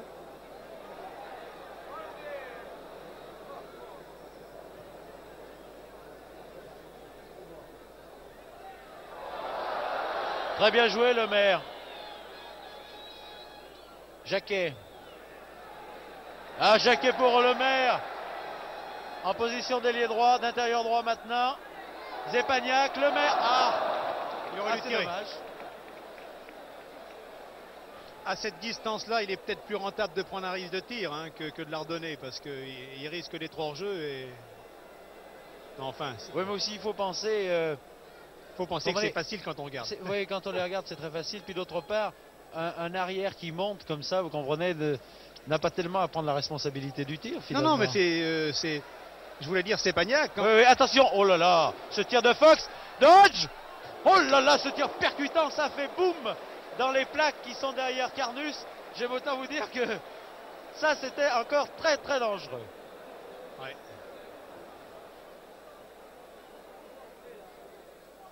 Tête de Beretta sur Hodge. Oh là, ici, Rovelli l'a nettement bousculé. C'était douteux, oui. C'était plus que douteux même. J'étais étonné qu'il Hodge pour Fox. Oh, on s'aide un petit peu de la main, Beretta. Ils sont 2 contre Beretta. Ils le mettent par terre. Ils le projettent au sol. C'est Fox qui a la balle. Dorfel qui s'entorse, mais Bosquier là. Oh, regardez Bernard Bosquier. C'est net comme transition. J'allais dire quelle belle équipe de Saint-Etienne, mais quelle belle équipe de France. Zepagnac. Oui, mais Zepagnac, certains n'apprécient pas son jeu. Regardez Djorki là qui est passé légèrement en touche, ça il faut en convenir. Certains n'apprécient pas, nous sommes à 5 minutes de la fin du match, certains n'apprécient pas le jeu de Zepagnac, alors qu'au contraire, il permet à l'équipe de respirer en gardant le ballon. C'est important. Non, puis de toute manière, si au football il faut essayer de faire courir la balle le plus vite possible, il ne faut pas faire du kick and rush et taper à tout va. Zepagnac, qu'est-ce qu'il pouvait faire du ballon là? Simplement temporiser pour attendre que quelqu'un l'appelle. Et qu'est-ce qu'il l'a appelé? Djorkaeff, c'était très bien joué. Regardez encore Jacquet Mitorage pour Loubet maintenant. Loubet qui est un peu esselé là. Là c'est le contraire, ils sont 2 contre 4. Qui attend du renfort là maintenant. Il laisse derrière pour Mitorage. Croise, oui. Donc balle en avant. Oui. Oh oui. La reprise de volée de Zepagnac. Oh là là, j'ai cru qu'il allait encore à Fichtel. Ah, il s'en est fallu vraiment de rien que Zepagnac reprenne ce ballon, que Fichtel avait beaucoup de mal d'ailleurs à conserver. Je voudrais demander à Jean-Claude Jouan très brièvement, parce qu'il ne faut pas aussi manquer les dernières minutes du match. Jean-Claude Jouan, je voudrais que vous tiriez les enseignements de ce match. Bien écoutez Pierre, je crois que l'on peut dire que nous avons assisté à une première mi-temps où les défenses ont nettement pris le pas sur les attaques. Par contre, si nous avons vu les fantassins au cours des 45 premières minutes de jeu, nous avons vu les canonniers au cours de la seconde, aussi bien du côté allemand où on a tenté justement de créer l'occasion et de faire la décision, et il a fallu ce tir sensationnel de Bernard Bosquier pour la faire, cette décision. Je pense également que l'équipe d'Allemagne doit être un petit peu déçue de perdre contre l'équipe de France, mais je crois que ce soir, pour battre l'équipe de France, il fallait être très fort. Je vais attendre le développement de cette attaque. Ok, très vite enrayé par Bosquier. Rovelli a laissé derrière pour Beckenbauer et pour Hodge. Held. Il faudrait pas qu'on encaisse un but maintenant. Attention, elle est très dangereux là. Non. Tout ça n'est pas trop grave. Il y a un corner qui est concédé par la défense française ici par Le Maire. Oui, c'est ça qui a concédé ce corner qui est tiré par Held. Oh là là, Bosquier comme il a repris ce ballon de volée, c'est absolument extraordinaire. Beretta, non. Schulz est arrivé le premier sur le ballon. Beckenbauer, Ovrat. Attention à Gerd Müller. Attention à Müller. Oh là là. Oh là là là là. C'est Ovrat qui vient mettre ce but. Ça, bien entendu.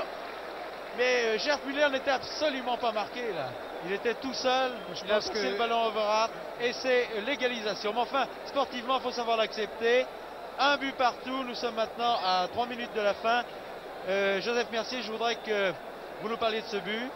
Et que vous nous parliez maintenant... je pense que ce but, il y a eu la surprise là, parce que vous avez remarqué, c'est peut-être la seule fois dans toute la partie où les deux équipes, à part le gardien de but allemand, étaient entièrement dans notre demi-terrain. Je dis notre, enfin le demi-terrain français, bien sûr, y compris justement, puisqu'il a participé à l'élaboration, Schulz qui était là. Peut-être que là, il y a eu un temps d'inattention, et c'est vraiment malheureux de prendre ce but, parce que sur l'ensemble de la partie, l'équipe de France mérite de gagner quand même. Oui, alors justement, quelles sont vos conclusions, Joseph Mercier, sur ce match? Mon point de vue sur ce match, c'est d'abord, il y a une chose sur laquelle je voudrais insister et qu'on ne dise pas que c'est le technicien qui parle au nom des techniciens et pour défendre les collègues entraîneurs, mais vous savez que, vous l'avez dit vous-même, je m'excuse, mais attention ici, oui, Hodge qui vient de déborder encore. Attention! Oh là là, Gerd Müller était très très bien placé encore. Oh, le balai ici! Oh, Gerd Müller! On va perdre ce match maintenant! Oh! L'arbitre refuse ce but. Écoutez... Ah, ça a été quand même malheureux de perdre le match comme ça à la dernière minute. Alors je m'excuse parce que même si ce but avait été valable et s'il avait compté, je vous aurais dit ceci. Regardez-le d'ailleurs.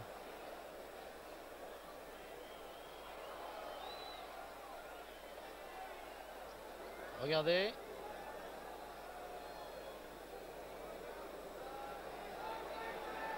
Attention. Le premier. Et il y va directement. Ouais. Là, Gerd Müller le met tout à fait bien au fond de la cage.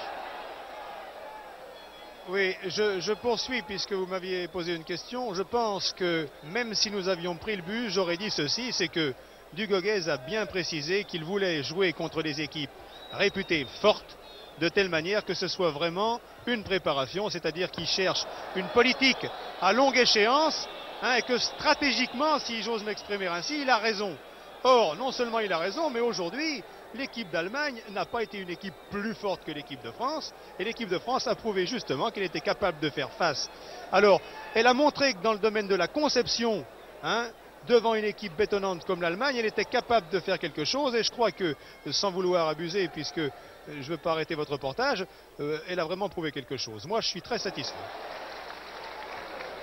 Oui, ça c'est vraiment incontestable. Et là, disons que, pour venir en appui de ce que vous venez de dire, si nous avions perdu ce match bêtement, on peut le dire, dans les dernières minutes du match, nous avons mérité incontestablement de le gagner par l'organisation de jeu supérieure, je crois, chez les Français, par ces déviations en toute vitesse, une belle organisation de jeu, quoi. Les joueurs appelaient la balle, la recevaient, la donnaient dans de bonnes conditions. Je crois que tout ça, c'est très important. On a trouvé ce soir une bonne équipe de France, malgré ce débordement de L et un tir d'ailleurs qui passe au-dessus de la cage de Carmus. Il y a eu des séquences dans ce match où véritablement les Allemands ont montré quelque chose. Mais je pense que ces séquences, comme celle-ci, où l'ailier gauche a montré vraiment cette vivacité, ces changements de pied et tout ça, où De Herfel a fait des débordements en vitesse de course et tout ça, je pense que de toute manière, sur l'ensemble des phases de jeu, des séquences de jeu qui ont été positives, c'est l'équipe de France incontestablement qui a été la meilleure. Eh bien, nous allons suivre maintenant disons les là, dernières secondes de ce match qui aura été, je crois, très intéressant. Vous l'avez senti tout à l'heure, aussi bien Jean-Claude Jouan que Joseph Mercier peuvent le dire. Ce match a été très intéressant pour l'ensemble du public. Alors que là-bas, un geste dangereux, Loubet qui est au sol et qu'un soigneur de l'équipe de France se précipite.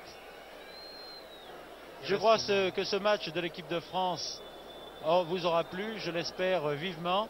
En tout cas, il a plu à l'ensemble des spectateurs qui sont ici au stade Vélodrome de Marseille, qui auraient souhaité bien sûr un triomphe total de l'équipe de France. Le résultat de ce match, je vous le rappelle, est de 1-1. France et Allemagne font match nul 1-1. On emmène maintenant Charlie Loubet sur la touche. Zepagnac est auprès de lui.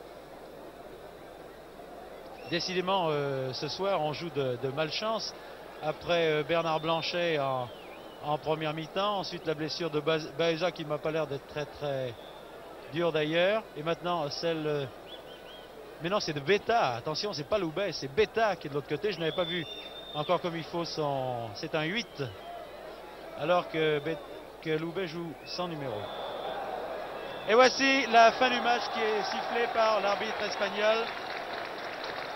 J'espère que vous avez passé, mesdames, mesdemoiselles, messieurs, une très bonne soirée pour cette reprise de football à l'échelon international.